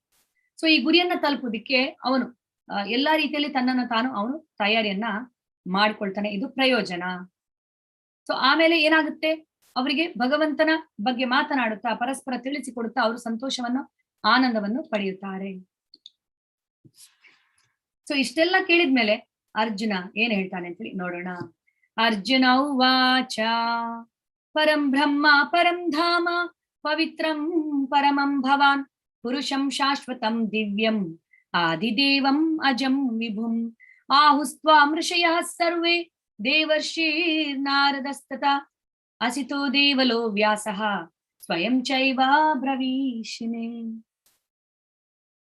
ಅರ್ಜುನನು ಹೇಳಿದನು, ನೀನು ದೇವೋತ್ತಮ ಪರಮ ಪುರುಷ, ಪರಂಧಾಮ, ಪವಿತ್ರ, ಪರಿಪೂರ್ಣ ಸತ್ಯ, ನೀನು ನಿತ್ಯ ದಿವ್ಯ ಆದಿಪುರುಷನು, ನಿನಗೆ ಹುಟ್ಟಿಲ್ಲ, ನೀನೇ ಅತ್ಯಂತ ಶ್ರೇಷ್ಠನು. ಸೊ ಅರ್ಜುನನಿಗೆ ಈಗ ಅರಿವಾಗುತ್ತದೆ ಭಗವಂತ ಎಷ್ಟು ಶ್ರೇಷ್ಠ ಅನ್ನುವಂಥದ್ದನ್ನ. ಅರ್ಜುನ ಅರಿತುಕೊಳ್ತಾನೆ. ಮತ್ತೆ ಅವನು ಹೀಗೆ ಹೇಳ್ತಾನೆ, ನೀನು ದೇವೋತ್ತಮ ಪರಮ ಪುರುಷ ಅನ್ನೋದು ನನಗೆ ಗೊತ್ತಾಗಿದೆ, ಪವಿತ್ರ ನೀನು, ಪರಿಪೂರ್ಣ ಸತ್ಯ ನೀನು, ನಿತ್ಯ ದಿವ್ಯ ಆದಿಪುರುಷ ನೀನು, ನಿನಗೆ ಹುಟ್ಟಿಲ್ಲ, ನೀನೇ ಅತ್ಯಂತ ಶ್ರೇಷ್ಠನು ಅಂತ ಅರ್ಜುನ ಇಲ್ಲಿ ಹೇಳ್ತಾನೆ. ಅದಾದ್ಮೇಲೆ ಅವನು ಹೇಳ್ತಾನೆ, ನಾನು ಮಾತ್ರ ಹೇಳ್ತಾ ಇಲ್ಲ ಇದನ್ನ, ನಾರದ, ಅಸಿತ, ದೇವಲ, ವ್ಯಾಸರಂತಹ ಮಹರ್ಷಿಗಳು ನಿನ್ನ ವಿಷಯದಲ್ಲಿ ಈ ಸತ್ಯವನ್ನ ದೃಢಪಡಿಸುತ್ತಾರೆ.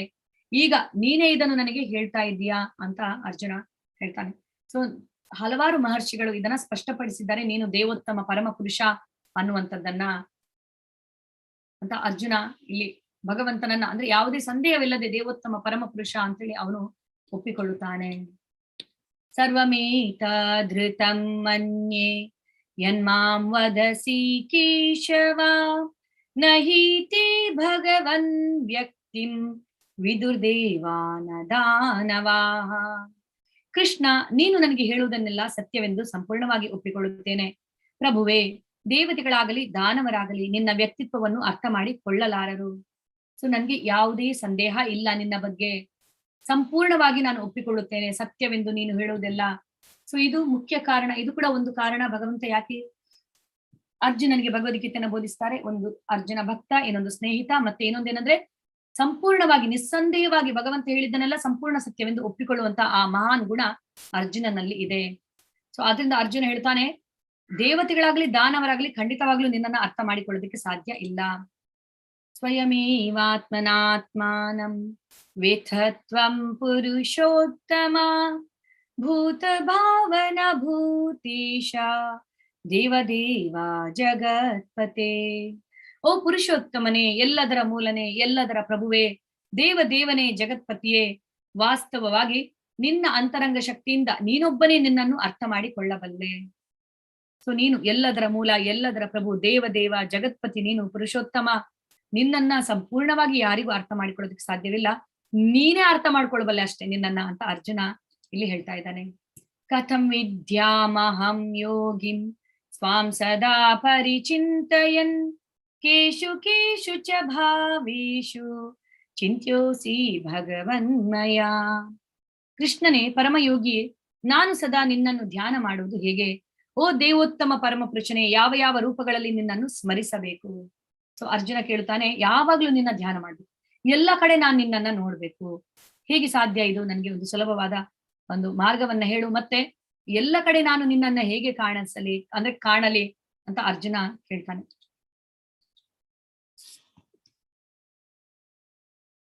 ವಿಸ್ತರೇಣಾತ್ಮನೋ ಯೋಗಂ ವಿಭೂತಿಂ ಚ ಜನಾರ್ದನ ಭೂಯಃ ಕಥಯಾ ತೃಪ್ತಿರ್ ಶೃಣ್ವತೋ ನಾಸ್ತಿ ಮೇ ಮೃತಂ.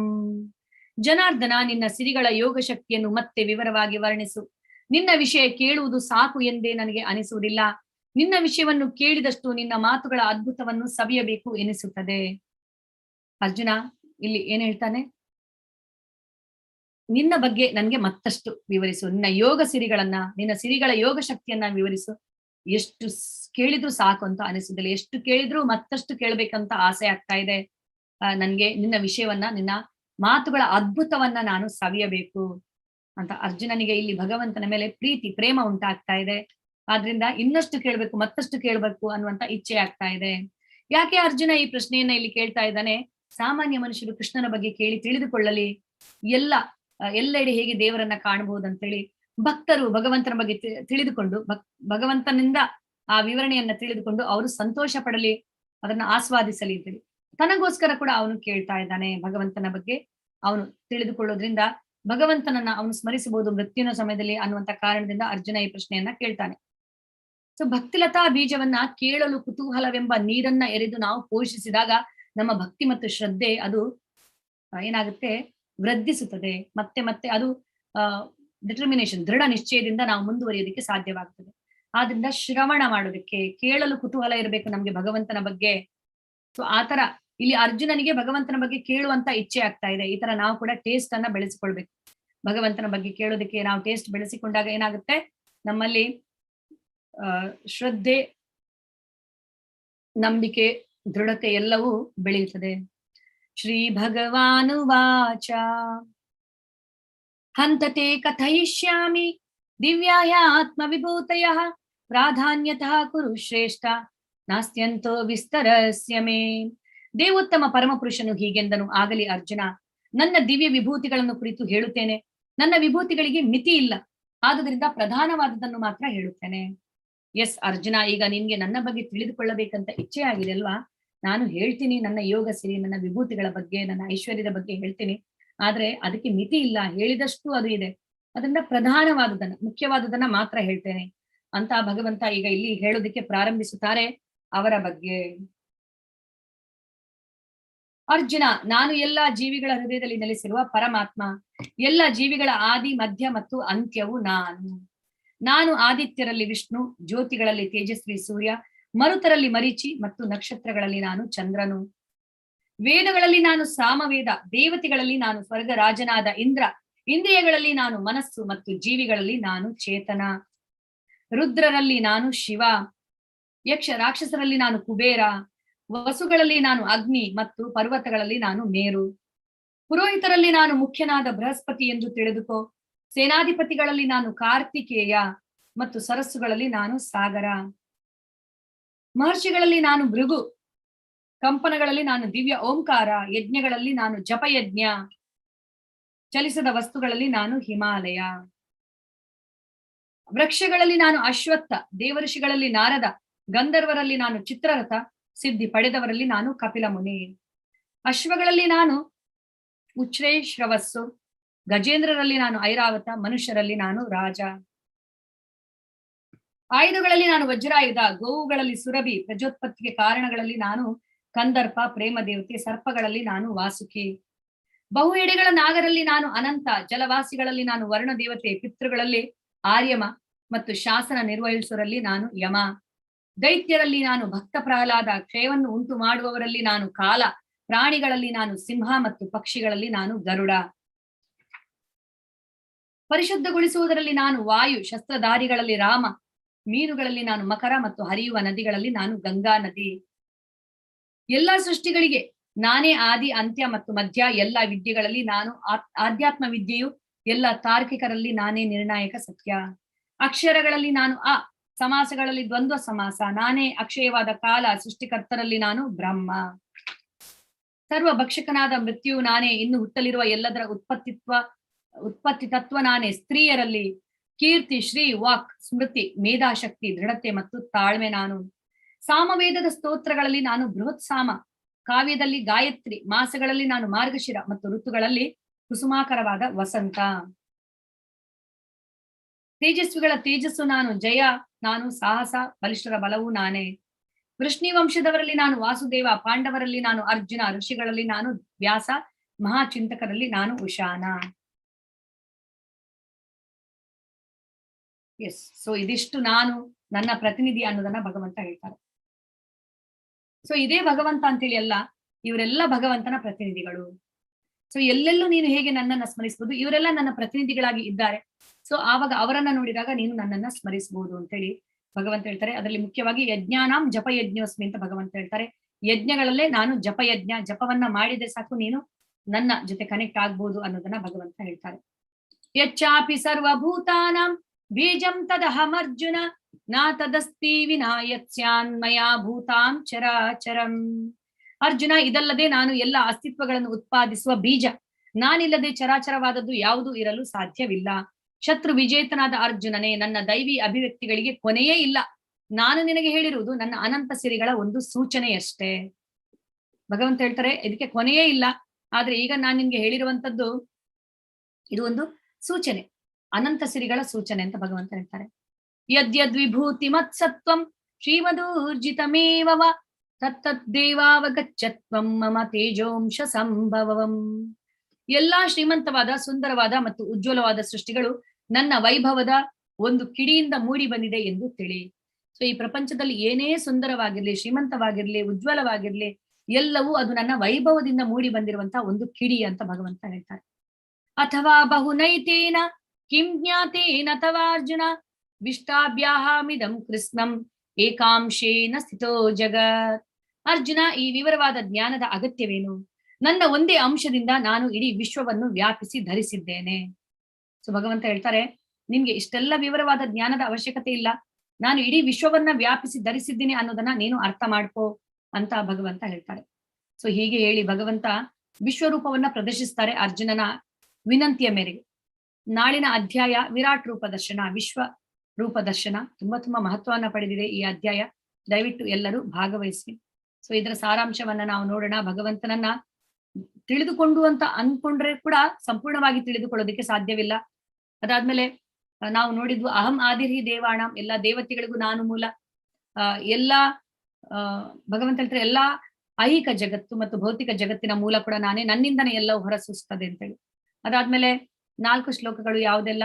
ಮೊದಲನೇದು ಅಹಂ ಸರ್ವಸ್ವ ಪ್ರಭುವು, ನನ್ನಿಂದ ಎಲ್ಲ ಹೊರಸೂಸ್ತದೆ. 2ನೇ ಶ್ಲೋಕ ಮಚ್ಚಿತ್ತ ಮದ್ಗತಾ ಪ್ರಾಣ, ನನ್ನ ಭಕ್ತರು ನನ್ನ ವಿಷಯವಾಗಿ ಪರಸ್ಪರ ತಿಳಿಸಿಕೊಡ್ತಾ ಆನಂದವನ್ನ ಪಡೀತಾ ಇರ್ತಾರೆ. ಸರ್ವಮೇತ. ಅದಾದ್ಮೇಲೆ ತೇಷಾಂ ಸತತ ಯುಕ್ತಾನಾಂ ಭಜತಾಂ ಪ್ರೀತಿಪೂರ್ವಕಂ, ಯಾರು ನನ್ಗೆ ಪ್ರೀತಿಪೂರ್ವಕವಾಗಿ ನನ್ನನ್ನು ಭಜಿಸ್ತಾರೋ ಅವರಿಗೆ ನಾನು ಎಲ್ಲಾ ರೀತಿಯ ಬುದ್ಧಿಯನ್ನ ಕೊಡುತ್ತೇನೆ ಅಂತ ಭಗವಂತ ಹೇಳ್ತಾರೆ. ಅದಾದ್ಮೇಲೆ ತೇಷಾಂ ಏವಾನು ಕಂಪಾರ್ಥಂ ಅಹಂ ಅಜ್ಞಾನಂ ಜಂತಮಃ, ನಾನು ಅಗತ್ಯವಾದ ಜ್ಞಾನವನ್ನು ಕೊಡುತ್ತೇನೆ ಅಂತ ಹೇಳಿ ಅವರಿಗೆ. ಅದಾದ್ಮೇಲೆ ಅರ್ಜುನ ಭಗವಂತನನ್ನ ದೇವೋತ್ತಮ ಪರಮಪುರುಷ ಅಂತ ಕೃಷ್ಣನನ್ನು ಸ್ವೀಕರಿಸುತ್ತಾನೆ. ಅವನ ಬಗ್ಗೆ, ಭಗವಂತನ ಬಗ್ಗೆ ಇನ್ನಷ್ಟು ಕೇಳುವ ಇಚ್ಛೆಯಾಗುತ್ತದೆ ಅರ್ಜುನನಿಗೆ. ಆಗ ಭಗವಂತ ತಮ್ಮ ಎಲ್ಲಾ ಯೋಗ ಸಿರಿಯನ್ನ, ಯೋಗ ಸಮೃದ್ಧಿಯನ್ನ, ವಿಭೂತಿ ಯೋಗವನ್ನ ಅವರು ವಿವರಿಸುತ್ತಾರೆ. ಹರೇ ಕೃಷ್ಣ. ಶ್ರೀಮದ್ ಭಗವದ್ಗೀತಾ ಗ್ರಂಥರಾಜ್ ಕಿ ಜೈ. ಶ್ರೀಲಾ ಪ್ರಭುಪಾದ್ ಕಿ ಜೈ.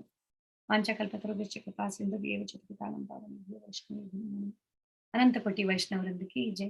ಥ್ಯಾಂಕ್ ಯು ಸೋ ಮಚ್ ಎಲ್ಲರಿಗೂ. ಇಷ್ಟೊತ್ತು ನೀವೆಲ್ಲ ತಾಳ್ಮೆಯಿಂದ ಕೇಳಿದ್ದಕ್ಕೆ.